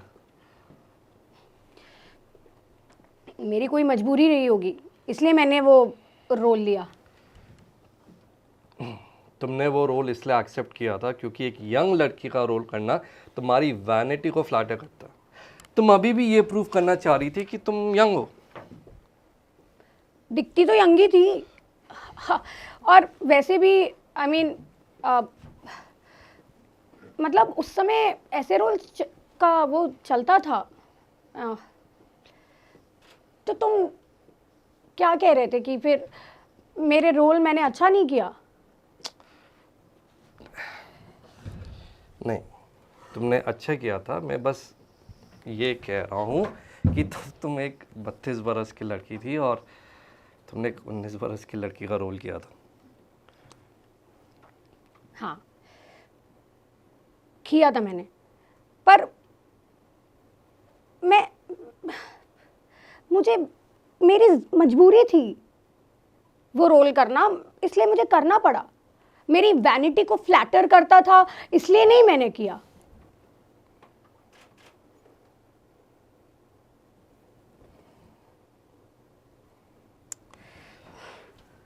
तुम ऐसे कैसे ये सब जनरलाइज कर सकते हो? और तुम्हें पता है, तुम्हारी एक चीज से मुझे बहुत ज्यादा चिढ़ होती है। क्या? बोलो। क्योंकि तुम्हें लगता है ना कि तुम सब कुछ जानते हो, तुम्हें सब पता है। लेकिन मैं जानता हूँ, मैं वाकई में सब कुछ जानता हूँ। अगर मैं तुम्हारा दोस्त रहा होता तो मैं तुम्हें ये सारी गलतियाँ नहीं करने देता। ओके ओके, तो अब मुझे ये जानना पड़ेगा कि मैंने और भी बाकी गलतियां करी हैं। अरे बिल्कुल करिए। जब 2006 में तुमने वो अंधा युग का प्रतीकात्मक, प्रयोगवादी और महाभारत की आधुनिक व्याख्या वाला प्रोडक्शन किया था जिसमें तुम गंधारी का रोल कर रही थी और वो बेचारा कृष्ण कदम के पेड़ के सबसे ऊपर वाली डाल पे बैठा रहता था और तुम सारे नीचे गोल गोल घूम के उससे ऐसे बात कर। हाँ, मुझे याद है, मुझे याद है। तो अरे उस रिहर्सल के बाद ना मेरी गर्दन और मेरी पीठ इतनी दर्द करती थी। पर उस समय यार मॉडर्न प्रोडक्शन का ज़माना था और वर्मा ऐसे ही प्लेस डिज़ाइन करता था। वर्मा तो एक नंबर का बेवकूफ़ था और वो वैसे ही डायरेक्ट करता था। उसको रियल एक्टिंग की समझ का और उसको कौन समझाए कि थिएटर सिर्फ चीप सिंबलिज्म नहीं था। अरे चीप सिंबलिज्म क्या, आई मीन उसका एक कॉन्सेप्ट था। देखो, उसका थीम था कि ईश्वर और राजा दोनों अपनी प्रजा से बहुत दूर हो चुके हैं, बहुत ज़्यादा दूर, इसलिए प्रजा की आवाज़ उन तक पहुंचती नहीं है। वो कॉन्सेप्ट था। हाँ, वो कॉन्सेप्ट था। तो वो बेचारे कौरव और पांडव तो अभी भी बंदर थे जो पेड़ों से नीचे नहीं उतरे थे। मैंने ये वर्मा को कभी ढंग का डायरेक्टर नहीं माना। अरे पर उसको कितने सारे प्रोफेशनल अवार्ड्स मिले हैं। तो वो सारे अवार्ड्स बेईमानी के हैं, बेफालतू के हैं। इस टाइप के अवार्ड से डायरेक्टर को ग्लोरीफाई करते हैं। और वैसे भी ऐसे प्लेस को रियल एक्टर्स तो चाहिए नहीं, उन्हें तो वो लोग चाहिए जो इस बेहुदा से इंटरप्रिटेशन और बेकार से कॉन्सेप्ट में यकीन करते हो। उनको एक अच्छी ऑथेंटिक स्क्रिप्ट और एक्टिंग की तो कोई दरकार ही नहीं है, इसलिए ये सारी ऑडियंस थिएटर से दूर हो गई है। ओके, मतलब तुम मॉडर्न थिएटर को बिल्कुल वैल्यू नहीं करते। नहीं, मैं मॉडर्न थिएटर को मानता हूँ, क्योंकि आज जो मॉडर्न है वो आने वाले समय में क्लासिक हो जाएगा। लेकिन मैं फैशनेबल शोज़ के खिलाफ हूँ, क्योंकि वो सेंसलेस है, खोखला है। मैं बुरे या मीडियोकर शोज़ के खिलाफ नहीं हूँ, क्योंकि लॉ ऑफ एवरेजेस के मुताबिक ऐसा तो होना ही है। मैं सिर्फ सिद्धांत तो थ्योरी नहीं बक रहा हूँ, मैं एक थिएटर प्रैक्टिशनर की तरह बोल रहा हूँ। एक असली थिएटर एक अच्छी स्क्रिप्ट और 2 एक्टर के साथ जुड़ने से बनता है। फिर उन दोनों की मेंटल और फिजिकल एनर्जी स्टेज से बढ़ती है और आम दर्शक तक पहुंचती है। एक ऐसा आम दर्शक जिसके अपने खुद के विचार होते हैं ज़िंदगी के बारे में, कला के बारे में, और उस आम दर्शक को किसी इंटरप्रेटर, किसी बिचौलिए की ज़रूरत नहीं होती। तुम ऐसे बात कर रहे हो ना तो मुझे हंसी आ रही है। तुम ना तुम थिएटर को इतना आइडियलाइज करते हो ना, जैसे वो जो मासूम बेचारी कुंवारी लड़की नहीं होती है जो शादी को एक बहुत ही आइडियल चीज़ समझती है, क्योंकि उसने एक आदमी के साथ 3 दिन और 3 रातें साथ नहीं बिताई क्योंकि वो ना शादी को ऐसा समझती है कि वो कितनी आदर्श चीज़ है जिसमें 2 लोग साथ में रहेंगे, बातें करेंगे, खाना बनाएंगे, जेंटली किस करेंगे तुम भी थिएटर को कुछ ऐसा ही धोखा समझते हो। थिएटर तो असल में बड़ी मामूली सी चीज़ है, बड़ी नीरस सी चीज़ है। और थिएटर से जुड़े हुए लोग, वो भी बेचारे हार्ड मास के बने हुए पुतले हैं, जिनकी भी अपनी अपनी अच्छाइयाँ होती हैं, बुराइयाँ होती हैं। और ये जिस थिएटर पोएट्री की तुम बातें करते हो ना वो दरअसल तुम्हारे दुख और तुम्हारे दुर्भाग्य की उपज है। दरअसल एक्टर भी ना एक इंसान ही होता है, कितनी भी कोशिश कर लो, कुछ भी वो कर ले, उसके उस समय के जज्बात, उस समय का उनका दुख, उनका सुख, सब उनकी परफॉर्मेंस में झलक ही जाता है। मुझे तुम्हारी हमेशा एक कमज़ोरी लगती है। क्या? यही कि तुम्हें देख के पता चल जाता है कि तुम्हारे साथ ज़िंदगी में क्या बुरा चल रहा है। एक प्रोफेशनल के साथ ऐसा कभी नहीं होना चाहिए। ऑडियंस में बैठे लोगों को इस बात से कोई मतलब नहीं होता कि तुम्हारा मूड अच्छा है या बुरा, या तुम्हारा सर दुख रहा है। ऑडियंस को इस बात से कोई मतलब नहीं होता। जैसे मुझे कोई मतलब नहीं था जब मुझे ये पता चला कि तुम्हारे पति का एक लड़की के साथ गहरा अफेयर चल रहा है और तुम बहुत परेशान हो। वो सब मुझ में इतना दिखाई पड़ता था। दिखाई पड़ता था। और पूरा साल तुमने बिना कंसंट्रेट के एक्ट किया, ऐसे पहले कभी नहीं था। क्या करती मैं? मेरा 29th बर्थडे था, मैं बहुत खुश थी, बहुत खुश थी। उसी बर्थडे पे मुझे ये पता चला कि मेरे हस्बैंड का एक नर्स के साथ अफेयर चल रहा है। मेरे ऊपर तो मानो जैसे बिजली गिरी। वो उसके साथ रहता, वो लड़की 3 महीने की प्रेग्नेंट भी थी। मेरे साथ तो मानो एकदम से अब पर कुछ रोका नहीं जा सकता था ना, कुछ वापस नहीं लाया जा सकता था। वो अपनी नई ज़िंदगी में आगे बढ़ चुका था, वो अपनी नई दुनिया बनाने लगा था, और मैं यहाँ अकेले थी, रिजेक्टेड, तन्हा, बिल्कुल अकेले। मेरी बेटी को भी जाना था अमेरिका पढ़ाई करने के लिए, वो भी चली गई, और मैं बिल्कुल अकेले हो गई। मैं मैं बिल्कुल तन्हा थी उस समय। कुछ नहीं था मेरे पास। रातों रात जैसे मेरी छोटी सी बनाई हुई दुनिया ढह गई। सब कुछ नहीं, तुम्हारे पास अभी भी थिएटर तो था। अक्षय, तुम हर चीज को एक डायमेंशन में कैसे देख सकते हो? थिएटर था मेरे पास, था, पर मैं उस समय बिल्कुल अकेली रहना चाहती थी। बिल्कुल अकेले, तन्हा, पूरी दुनिया से अलग। मुझे बहुत तकलीफ होती थी। मैं एकदम शून्य में जाना चाहती थी। पर उसके बदले मुझे क्या करना पड़ता था? हर शाम को आके स्टेज पर परफॉर्म करना पड़ता था, हंसना पड़ता था। मैं जो बिल्कुल इमोशनली कुचली हुई थी। तुम्हारी बेटी तुमसे बात करती है? हाँ, वो भी वहीं अमेरिका में सेटल हो गई है। अभी यहाँ रहती होती तो शायद 1-2 हफ्ते में मिलना हो जाता, पर अब वो भी यहाँ नहीं है। अभी तो 2.5 साल हो गए हैं उससे बात किए हुए।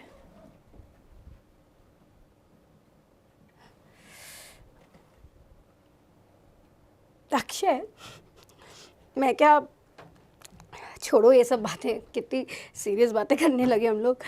मैं क्या सोच रही थी ना, मैं भी तुम्हारी तरह ऐसे ही थिएटर का एक अपार्टमेंट स्पेस लेकर उसी में रह लेती हूँ। फालतू में अकेली ही तो रहती हूँ अपने अपार्टमेंट में, कोई मतलब नहीं है उस चीज़ का। अरे तुम क्या फालतू की बात कर रही हो? तुम्हारी जैसी ग्रेट एक्ट्रेस ऐसे टूटे फूटे रिहर्सल हॉल में रहेगी? अरे तुम भी तो यहाँ रहते हो।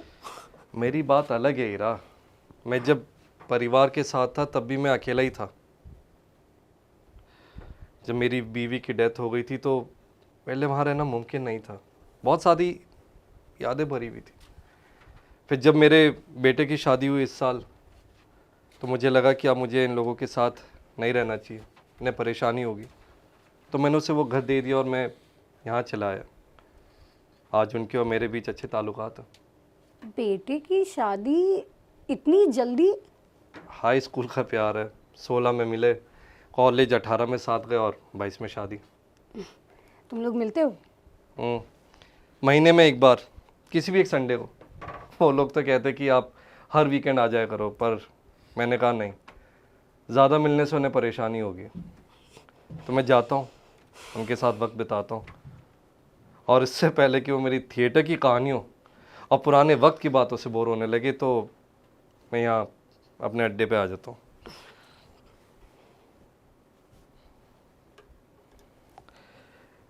मुझे याद है पहले तुम बहुत दुबली पतली सी थी, बिल्कुल डंडी सी। अच्छा। हाँ, फिर 2016 में तुमने वेट पुट ऑन कर लिया था। फिर क्या हुआ?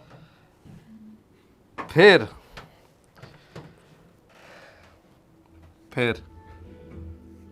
सिर्फ तुम्हारी आंखें ही वैसी थी जो 1997 में एडमिशन के टाइम पे थी।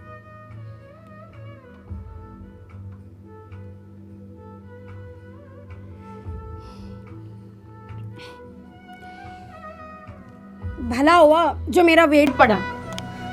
पता है, जब एक एक्टर वेट पुट ऑन करता है ना, तो वो और ज़्यादा कन्विंसिंग लगने लगता है, और ज़्यादा इसी दुनिया का लगने लगता है। मेरा वेट बढ़ा तो मुझे अगले 7-8 साल तक काम की कोई दिक्कत ही नहीं हुई। कैरेक्टर रोल्स तो यूं मेरी झोली में गिरते गए। मुझसे सच पूछो तो ये मुझे जो दुबली पतली एक्ट्रेसेस होती हैं ना, बहुत पसंद नहीं, मुझे बेकार लगती हैं।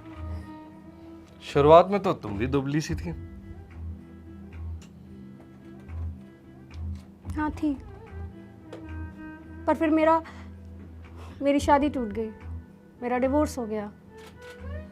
तुम्हें पता है अक्षय, जब एक लड़की का डिवोर्स होता है तो 2 चीज़ें होती हैं। पहला कि वो अल्कोहल पीना शुरू कर देती है, दारू पे दारू, और दूसरा कि उसका वजन बढ़ने लगता है। मैंने दोनों काम किए। वक्त और हालात और तबीयत ने अल्कोहल तो छुटवा दी, पर वजन वहीं का वहीं रहा।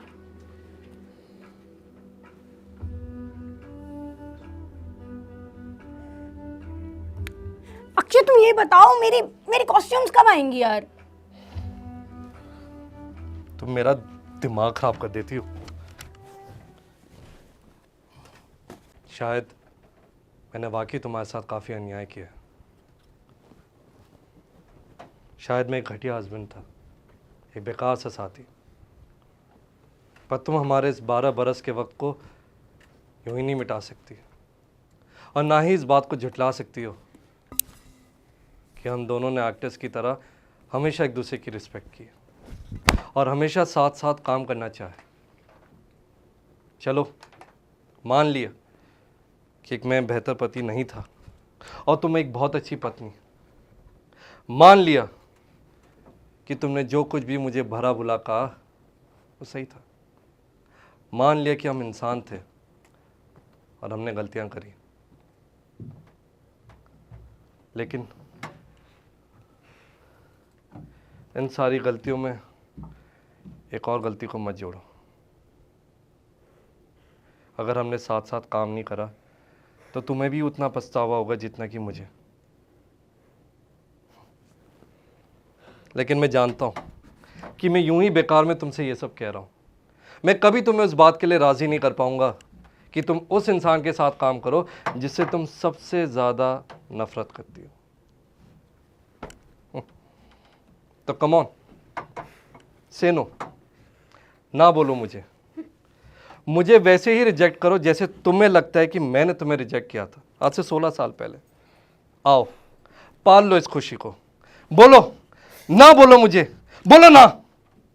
पूरी जिंदगी मेरे मुंह से एक यस सुनने के लिए तुम कभी इतना नहीं झगड़े जितना कि आज। तब तुमने कभी कोई इंटरेस्ट नहीं दिखाया मुझ में। अरे तब इतनी शिद्दत से अगर मुझे एक बार बुला लिया होता ना, शायद हम लोग का डिवोर्स नहीं हुआ होता, शायद हम आज भी साथ होते। पर नहीं, तब तो तुम्हें अपना सुपीरियरिटी कॉम्प्लेक्स चाहिए था। तुम्हें कहाँ कोई इंटरेस्ट थी, ना कहीं मेरी परवाह थी, ना तुम्हें मुझ में कोई इंटरेस्ट नहीं था। तब तुमने कभी कुछ नहीं कहा। मुझे लगा कि ऐसा करने से मैं तुम्हें वापस पा लूंगा, लेकिन तुमने तो बिल्कुल ठंडे तरीके से रिस्पॉन्स दिया, बिल्कुल ठुकरा ही दिया। तुम वही डिजर्व करते थे, तुमने मेरा प्यार ठुकराया था। लेकिन मैं तुम्हें हमेशा प्यार करता था, हमेशा। मैं नहीं मानती। कसम से मैं सच कह रहा हूँ। अगर यही सच है तो तुम पहले क्यों नहीं वापस आए? तुम तब क्यों नहीं वापस आए जब हमारी जिंदगियां अलग अलग राहों पे चल पड़ी थी? मेरा यकीन करो, मैं कहना चाहता था पर तुम सुनना नहीं चाहती थी। तुम क्या मुझे सच में प्यार करते थे? हाँ, मैंने तुम्हें कभी प्यार करना बंद नहीं किया, कभी नहीं। मैं जानता हूँ कि हम दोनों अपनी ज़िंदगी पूरी करने की तरफ बढ़ चुके हैं और अब एक नई शुरुआत मुमकिन नहीं, लेकिन मैंने हमेशा तुम्हें प्यार किया, हमेशा, उसी तरह जैसे मुझे पता है कि तुम मुझे प्यार करती हो, अभी भी। और मेरे लिए तुम्हारा ये प्यार उस सारी नफरत से बढ़कर है जिसमें तुमने इस प्यार को कैद करके रखा हुआ है। तुम्हारा अभी का हस्बैंड और मेरी अभी की वाइफ इस बात को जानते हैं। वो दोनों ये जानते हैं कि वो बस हमारी ज़िंदगी को आसान बनाने के साथी भर हैं, हमारा प्यार नहीं है। ठीक है, मैं मानती, मैं अग्री करती हूँ कि मैं तुम्हारे साथ ये प्ले करूंगी। मैं मानती हूँ कि हम लोग अपनी वर्क एनिवर्सरी भी साथ में स्टेज पे सेलिब्रेट कर सकते हैं, लेकिन एक शर्त हुआ है। तुम मुझे खुद से वैसे ही नफरत करने दोगे जैसे मैं कभी तुमसे प्यार करती थी। परमिशन ग्रांटेड, बड़ी खुशी से, क्योंकि मुझे पता है जब जब तुम मुझसे नफरत करोगी तब तब वो तुम्हारी दिल की चाहत को बयां करेगी। तुम जितना ज़्यादा मुझसे नफरत करोगी मैं उतना ही खुश होऊंगा, क्योंकि वो तुम्हारी चोट खाई हुई मोहब्बत की निशानी होगी। तुम बहुत अपने आप को स्मार्ट समझते हो ना। तुम्हारी वजह से हम यहाँ हैं। तुम्हारी जिद, तुम्हारी अकड़, तुम्हारी नादानियां, तुम्हारा ईगो, तुम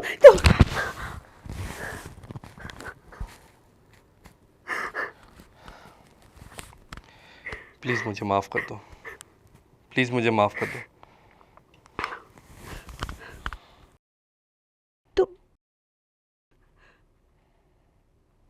तुम सच में अभी भी मुझसे प्यार करते हो? अगर तुम ये मानने के लिए तैयार हो जाओ कि हम दोनों एक दूसरे के लिए बने हैं तो ये सब कितना आसान हो जाए। मैं जानती हूँ ये, मैं बहुत लंबे अरसे से जानती हूँ ये। अच्छा, तुम्हें कभी भुला ही नहीं पाई। काश मैं तुमसे नफरत कर पाती, काश मैं तुम्हें भुला पाती। You irresistible, conceited seducer. दादा, lights.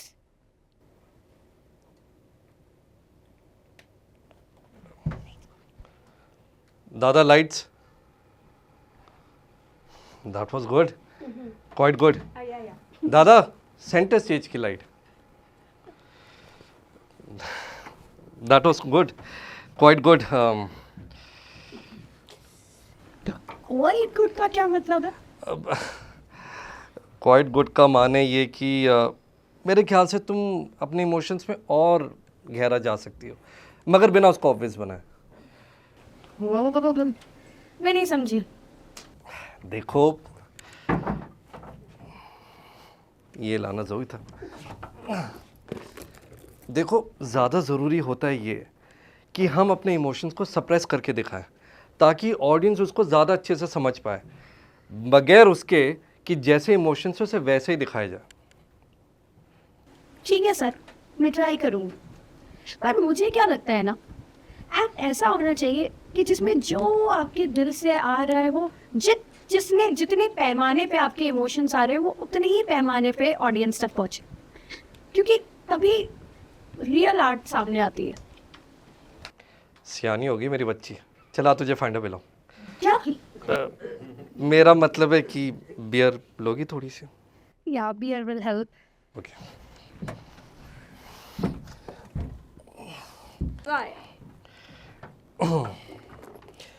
तो मेरा प्ले क्या? तुम्हारा ये प्ले ना बहुत डिमांडिंग है, पर उतना ही सेटिस्फाइंग भी है। मुझे ना इस तरीके के रोल्स करना बहुत इंटरेस्टिंग लगता है, जिसमें इतनी इमोशंस होते हैं, इतनी गहराई होती है, फिर स्ट्रेंथ होता है, और साथ ही साथ उनमें वो वल्नरेबिलिटी भी होती है, वो फ्रस्ट्रेशन भी होता है, वो पोस्ट भी होती है। I just love these roles. पर आई नो कितना थका देता है तुम्हारा ये प्ले यार, मतलब सोलो परफॉर्मेंस लगती है, ऐसे लगता है जैसे कोई मैं मोनो ड्रामा कर रही हूँ। तुमने मेरा मोनो ड्रामा तो देखा होगा ना? मैं वही बताने वाला था कि मैंने रंगमंडल में तुम्हारा पहला शो देखा था, भोपाल में 2000 की जनवरी में। उस टाइम पे ये मोनो ड्रामास बड़े पॉपुलर थे। कैसा लगा था तुम्हें? मैं मोनो ड्रामास को ज़्यादा पसंद नहीं करता। मुझे सोलो परफॉर्मेंसेस थिएटर नहीं लगती। ऐसा लगता है कि अकेले किसी पहलवान की कुश्ती का दंगल देख रहे हो और उससे लड़ने वाला कोई नहीं है वहाँ। हर बात पे कोई ना कोई विचार है तुम्हारे, अच्छी बात है।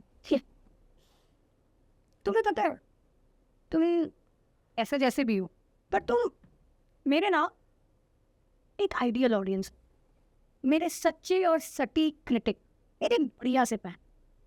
तुम जो भी फीडबैक मुझे देते हो ना, मुझे कभी बुरा नहीं लगता, कभी भी। मैं क्योंकि ना तुम एक बहुत प्लेस ऑफ सिंसियरिटी से देते हो वो फीडबैक। तुम मुझे भी जानते हो, मेरे करियर को भी जानते हो, और मेरी कला को भी। देखो, मैंने तुम्हें उन्हीं हाई स्टैंडर्ड्स में रखा है जो तुमने अपने लिए सेट किए हैं। अगर एक बुरा या मीडियोकर एक्टर होता है तो मैं हमेशा उसकी तारीफ़ करता हूँ ताकि उसका सेल्फ कॉन्फिडेंस बढ़ा रहे और वो कभी फाइनली एक अच्छी एक्टिंग कर पाए। लेकिन एक अच्छा एक्टर होता है तो मैं हमेशा उसकी कमियां पॉइंट आउट करता हूँ ताकि वो उसे पहचान के दूर कर सके और परफेक्शन के करीब जा सके। पर एक अच्छा एक्टर भी तो कभी कभी उसको भी ज़रूरत पड़ सकती है ना, कि कोई उसे मोटिवेट करे। कभी कभी वो भी अपनी कला पे बहुत शक कर सकता है यार, कभी कभी उसे भी दुख हो सकता है कि वो क्या कर रहा है। 2006 ना मेरे लिए कुछ ऐसा ही साल था। मैं नेशनल फेस्टिवल में मेरा प्ले मैकबेथ नॉमिनेट हुआ था। और मेरे हस्बैंड से मेरा बहुत बड़ा झगड़ा हुआ था। तो मैं बॉम्बे से दिल्ली जाना चाहती थी उसके लिए, और उसने मना कर दिया था साथ चलने को। मैं बहुत परेशान थी, तो बहुत ही ज़्यादा तकलीफ हुआ। तब वो तुम्हारे साथ छुट्टियां मनाने हिल्स में जाना चाहता था और तुम ये समर फेस्टिवल अटेंड करना चाहती थी। हाँ, इसके अलावा मेरी 2 साल की बेटी को भी मैं आया के पास छोड़ के आई थी। बहुत ही कंफ्यूज थी मैं, अपसेट थी, परेशान थी, नर्वस थी, क्या कर रही हूँ। मेरे मैकबेथ के प्ले की बहुत तारीफें छपती थी अखबारों में, और नेशनल फेस्टिवल में हमें इसे प्रेजेंट करना था। पर बदकिस्मती से इस प्ले का डायरेक्टर था वो पावन वर्मा। वो तो कभी अपने एक्टर्स की कदर करता ही नहीं था, हमेशा चीखता रहता था, चिल्लाता रहता था। उसे कभी नहीं फर्क पड़ता था कि मैं किस मूड में हूँ, मैं कितनी तकलीफ में हूँ। बाकी ग्रुप के लोगों को भी पता चल गया था कि मेरे साथ कुछ घटित हो रहा है, मेरे साथ कुछ दिक्कत चल रही है। और एक दिन तो रिहर्सल की शाम को मेरे से झगड़ा हुआ और मैंने उससे कहा कि बाहर में जाए तुम्हारा प्ले, और मैं जा रही हूँ। मैं निकल गई कनॉट प्लेस, उसका प्ले छोड़कर। वहाँ की गलियों में एकदम से रुआसी सी, परेशान सी थी मैं। मुझे लग रहा था बस मैं बॉम्बे की टिकट कराऊं और वापस जाऊं, छोड़ दूं इस वर्मा का प्ले। पर हिम्मत नहीं पड़ रही थी। तभी पता नहीं कहाँ से एक आदमी आया मेरे, इसलिए कहा मैडम मैंने आपका मैकबेथ का प्ले देखा, मैं बहुत बढ़िया किया, मार्वलस।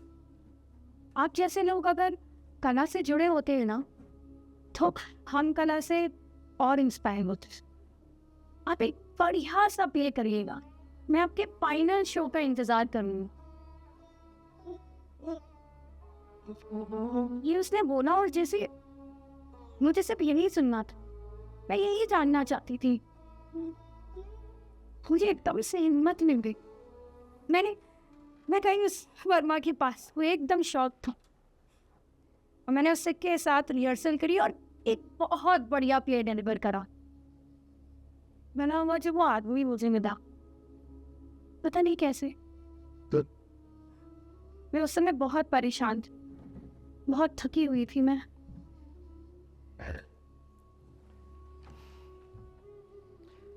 तुम्हारे साथ ना ये बुरे टाइम का चक्कर कुछ ज़्यादा ही चलता।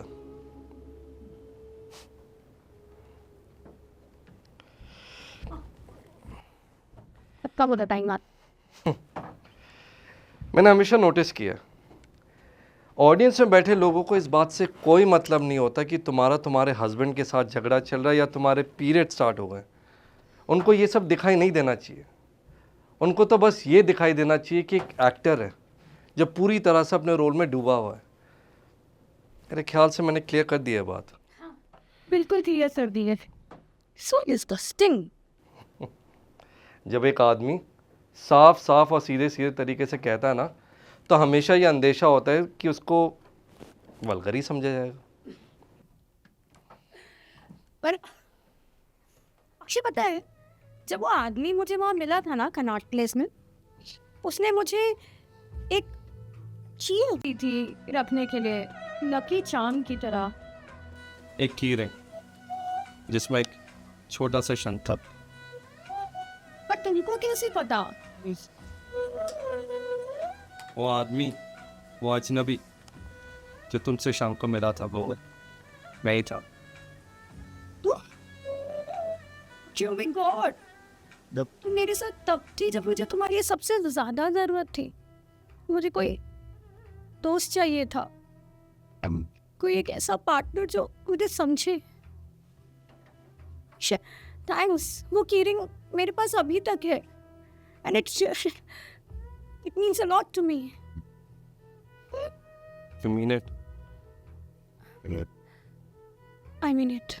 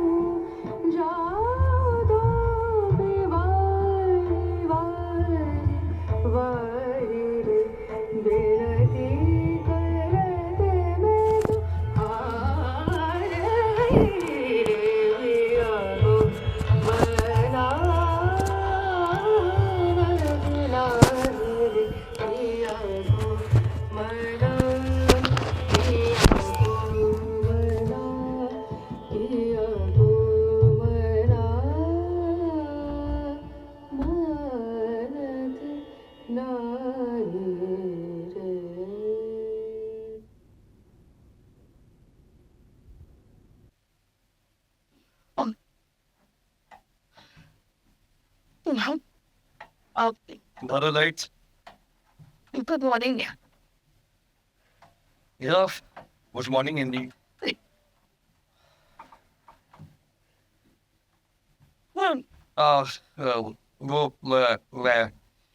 तुमने वो इंटरव्यू देखा कार्तिक का?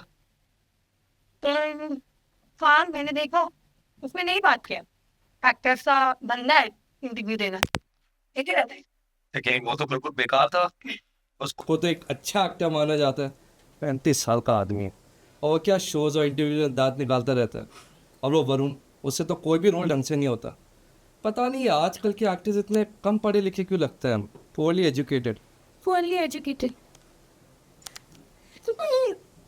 एक्टर्स की IQ और पुअर एजुकेशन की बातें बड़ी करते हो, पर तुम ये भूल जाते हो कि शेक्सपियर भी तो कम ही पढ़े थे अपने ज़माने के हिसाब से, फिर भी उन्होंने महान प्लेस लिखे और बनाए।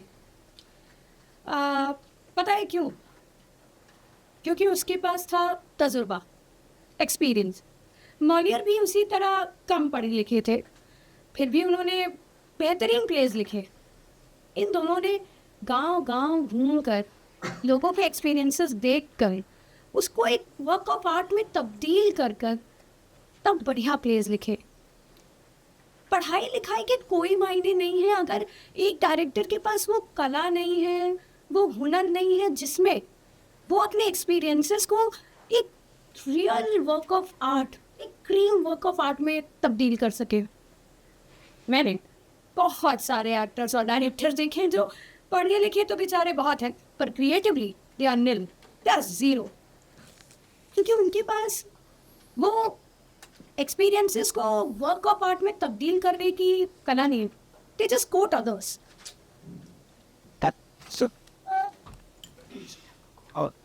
मेरा एक बात बताओ, तुम्हारी बीवी तुम्हारे इस थिएटर के शौक के बारे में क्या सोचती थी?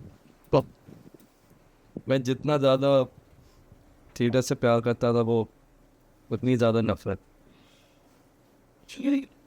वो सोचती थी कि मैं एक सन की और लापरवाह आदमी हूँ जो अपना टाइम और पैसा इस फालतू की चीज़ पे उड़ा रहा है। संकी और लापरवाह में वो बहुत गलत नहीं किया। वो कहती थी कभी कभी कि दूसरे औरतों के हस्बैंड के नॉर्मल शौक है क्रिकेट, सिनेमा, औरतें, और मेरा ये सड़ा सा थिएटर। उसकी ना मेरे हस्बैंड के साथ बात पड़ती है। बेशक। एक नाटक में एक लाइन थी, कितनी अजीब सी बात है, जब हम आर्ट के बारे में बात करना शुरू करते हैं तो आखिर में हम अपनी बात ही करते हुए मरते।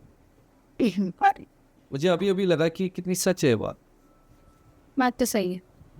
जब हम किसी के साथ इसी आर्ट प्रोजेक्ट में इन्वॉल्व होते हैं ना, तो हम लोग किताब के पन्नों की तरह होते हैं, खुलते चले जाते हैं, अपनी बातें बताते चले जाते हैं। अगर मैं कहूँ कि मैं तुम्हें अभी इस बात से एग्री नहीं करता तो तुम जितना मुझसे डिसएग्री करते हो ना, वो भी हमारी दोस्ती और मज़ेदार होती चली जाती है। शायद ही सही है। मैं बिल्कुल सही कह रही हूँ।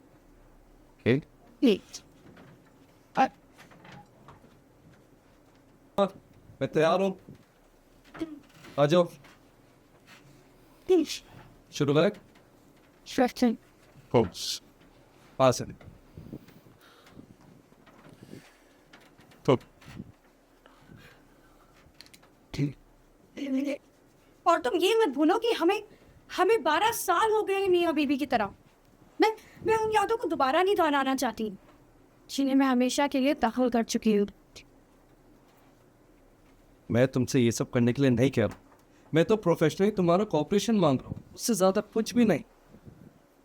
जब आप शादीशुदा थे तब तुम मेरे साथ इसलिए काम नहीं करना चाहती थी क्योंकि हमारी शादी हो गई है और लोगों को लगेगा कि हम अपनी निजी जिंदगी उनको दिखा रहे हैं।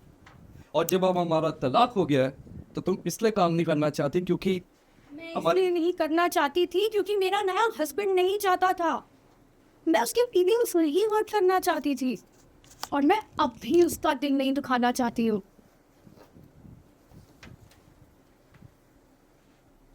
दादा लाइट्स, हे वापस।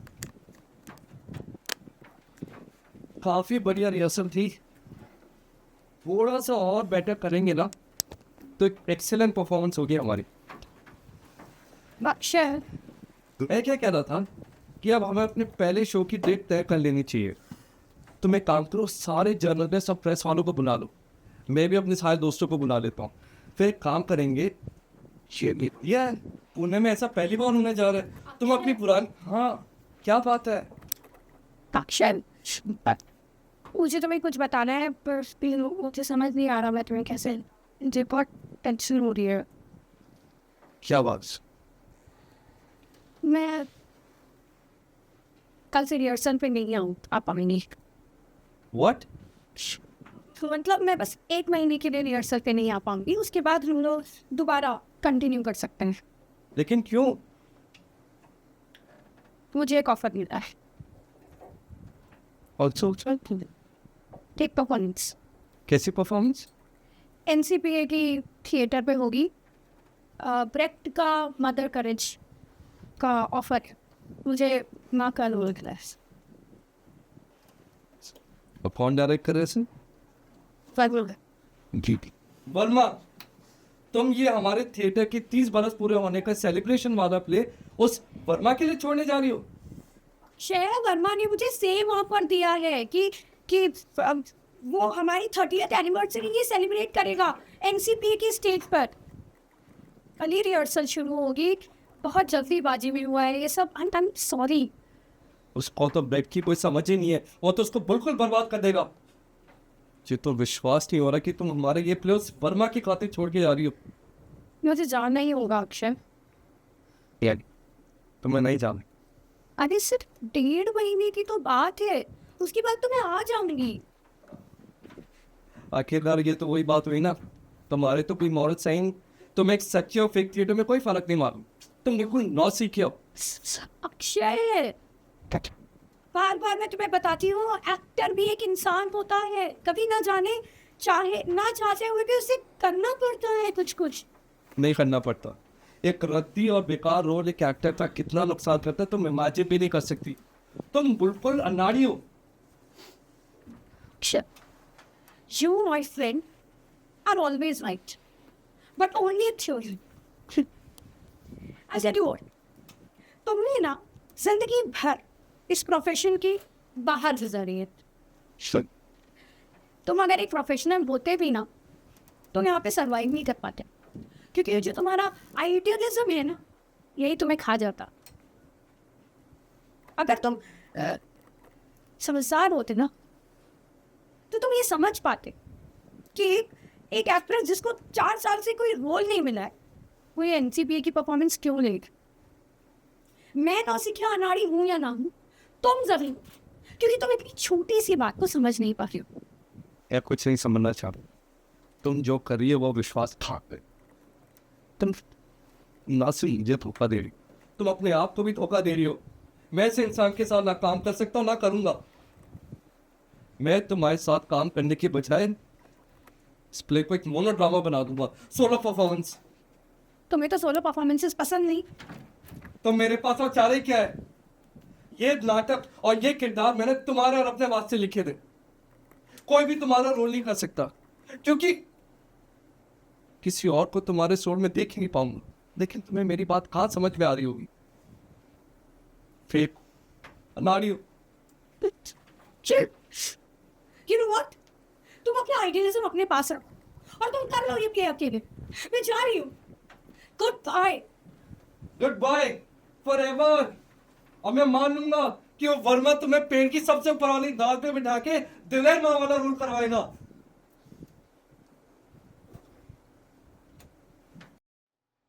अभिनेता की मृत्यु होती है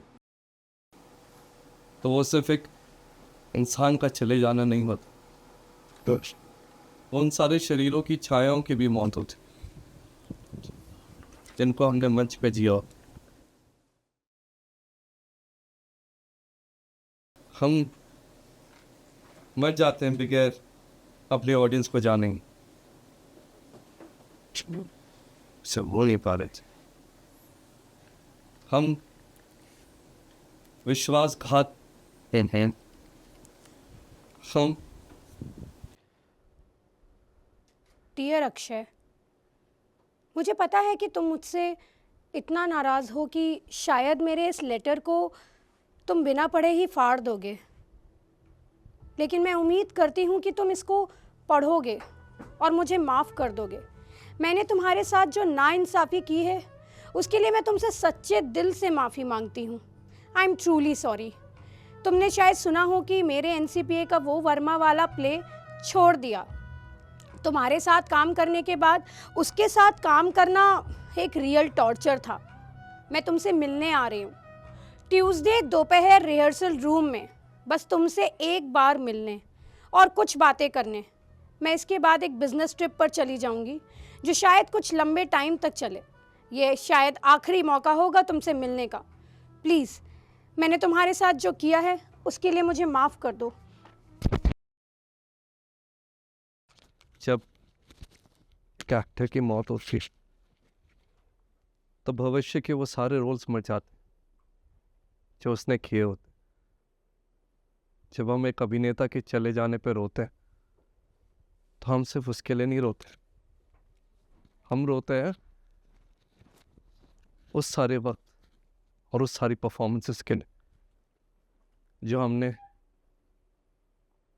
उसके माध्यम से थिएटर में जिया होता। Good morning.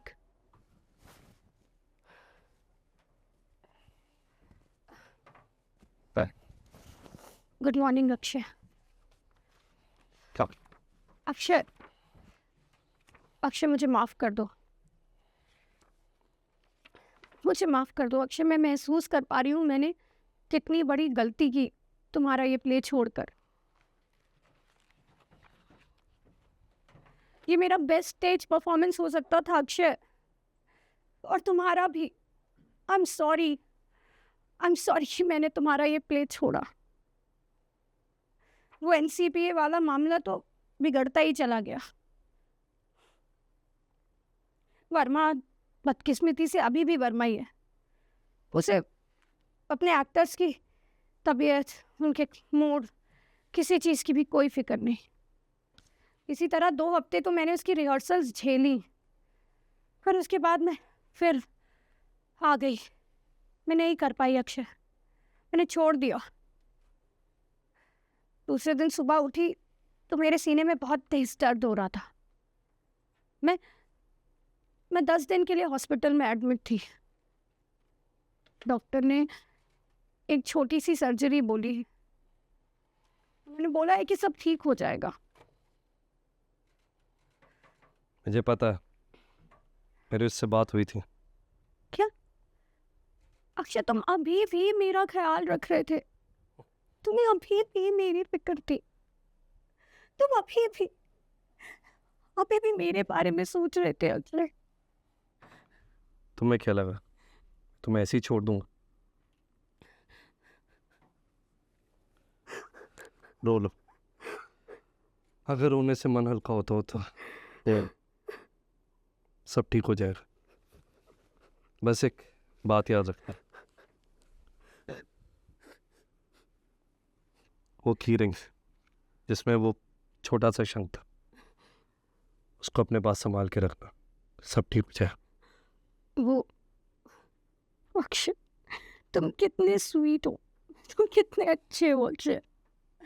काश हम साथ में रह पाते एक दूसरे के साथ, तो मेरी ज़िंदगी कितनी अच्छी होती। मेरी भी हीरा, मेरी भी। तुमने पहले क्यों नहीं बताया अक्षय कि तुम मुझसे प्यार करते थे? क्यों मुझ में हिम्मत नहीं थी हीरा, मैं तुम्हारी जिंदगी डिस्टर्ब नहीं करना चाहता था। अक्षय, मुझे तुम बहुत बहुत अच्छे लगते हो। तुम्हारे साथ काम करना, तुम्हारे साथ बातें करना, सब मुझे बहुत पसंद है। पर अफसोस है मुझे कि मैं तुम्हारे साथ ये प्ले नहीं कर पाई। ईरा, तुम ऐसे क्यों कह रही हो? हम दोबारा इस प्ले को करेंगे जब तुम ठीक होकर वापस आ जाओगी। अक्षय, मुझे नहीं लग रहा कि अब मेरे पास ज़्यादा वक्त बचा है। हाँ, सब ठीक हो जाएगा, तुम ऐसे मत बोलो, सब ठीक हो जाए। अक्षय, मुझे ऐसा लग रहा है कि वक्त अब बहुत तेज़ भाग रहा है, हमसे ज़्यादा तेज़। डॉक्टर्स को भी बहुत होप नहीं है। सब ठीक हो जाएगा ईरा, मैं तुम्हें हिम्मत दूंगा, मैं तुम्हें हौसला दूंगा, मैं तुम्हें नहीं जाने दूंगा। पता है अफसोस किस बात का है?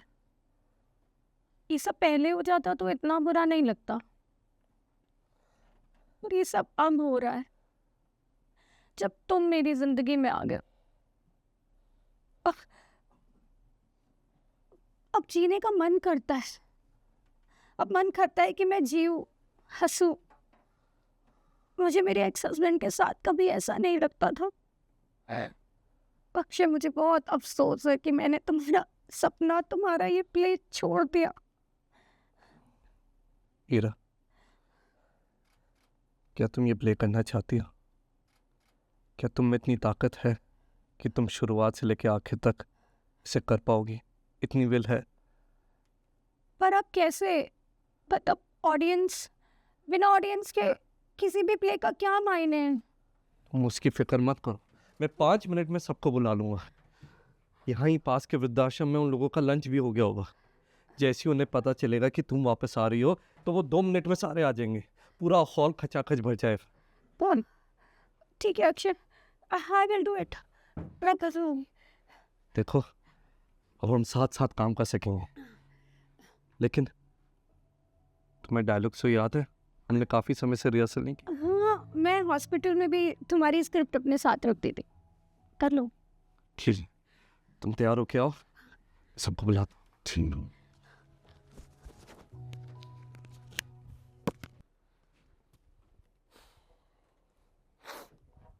लेडीज एंड जेंटलमैन, दोस्तों और साथियों, आज मुझे बड़ी खुशी है कि मैं आप सबके आगे हिंदी की अभिनय जगत की सबसे महान अदाकारा को पेश करने जा रहा हूं। आप इसे चाहें तो एक ग्रैंड रिहर्सल कह सकते हैं। हम थोड़े अफसोस के साथ ये बात कह रहे हैं कि जैसे ही ईरा वापस ठीक होके आएगी तो हम आप सबके आगे एक प्रॉपर शो रखेंगे, एक ग्रैंड शो। हमें यकीन है कि आप इस शो को वैसे एंजॉय करेंगे जैसे हमने अपने रिहर्सल को एंजॉय किया। दादा, लाइट्स।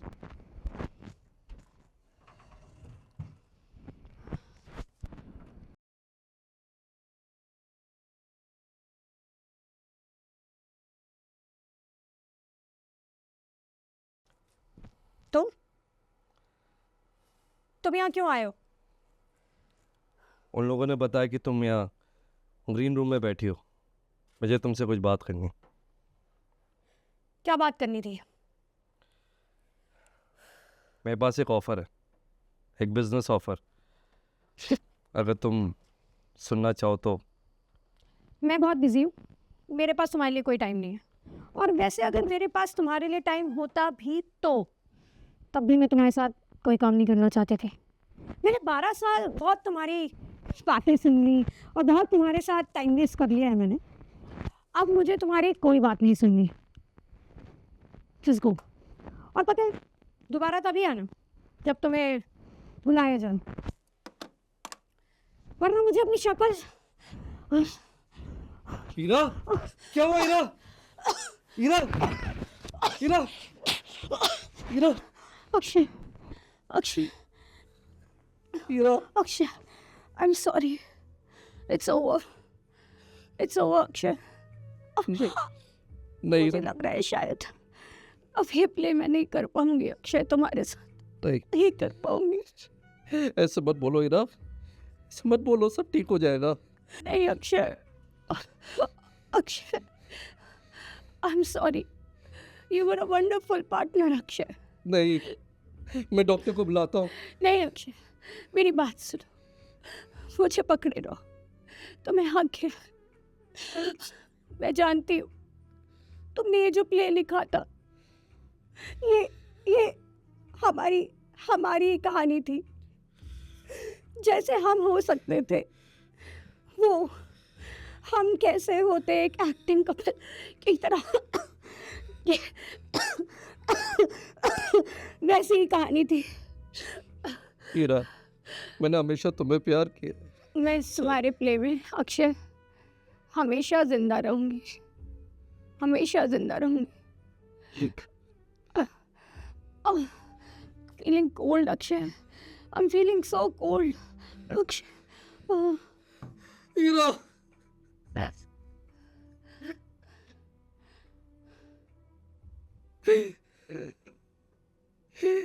हीरा, बच्चा,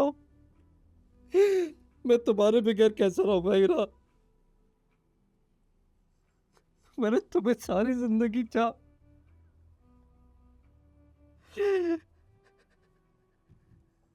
एक एक्टर की बहुत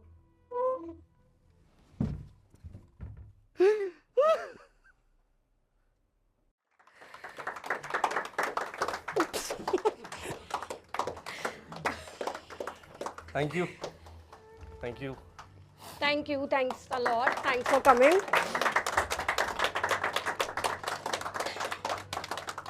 अब बोलो। थैंक यू इस प्ले को देखने के लिए। As actors, as theatre practitioners, ये प्ले हमारे दिल के बहुत ज़्यादा करीब है। और पहला शो था, अच्छा लगा, फीडबैक ज़रूर दीजिएगा। और अगर आप चाहते हैं हम दोबारा करें, बड़े स्टेज पे करें, let us know. Thanks for your patience. It was a long play, but thanks a lot for coming. And thanks to my wonderful co-partner जिसने काफ़ी टॉलरेट किया मुझे। And I am here because of my friend also Gopal. I would like to thank him. Please come on stage. तो this is his studio and we have been friends since 12 years। तो हमने साथ में place किए कई सारे। And I would also like to thank my wife who is 8 months pregnant. उसके बगैर मैं ये नहीं कर पाता। एंड एक बड़ी फ़नी सी बात है, तो मेरी mother and mother in law दोनों नहीं आ पाए। तो दोनों ने ऐसा रिएक्शन दिया प्ले को लेके कि मैंने अपनी मदर इन लॉ को बोला, उनका कुछ काम था तो वो आ नहीं पाई। तो मैंने मॉम को बोला कि आप प्लीज़ मेरे को प्ले के लिए विश कर दो एंड ऑल द बेस्ट वगैरह। तो उन्होंने बोला अच्छा कितने बजे आएगा, अच्छा खाने में दाल है, सब्जी है, ये मैं ऑल द बेस्ट तो बोल दो। तो but thank you guys, thank you everyone and please share your feedback with everyone outside and thank you for being a lovely and a patient audience. Thank you. I would also like to thank my husband. Yeah, is please. here. My husband is here. Thanks. He has been very patient क्योंकि मैं rehearsals के लिए जाती ही रहती थी and मतलब कितना बेचारे ने खाना बांध के दिया है। And my brother and my bhabhi and their friends are here to motivate me. My friends are here and मेरे थिएटर के टीचर हैं यहाँ पे, सेमंत कपूर जो Delhi institute of film and acting के टीचर हैं एंड वो भी है यहाँ पे। I am thanks to all of you, to my friends who have come all the way long. Thanks. you.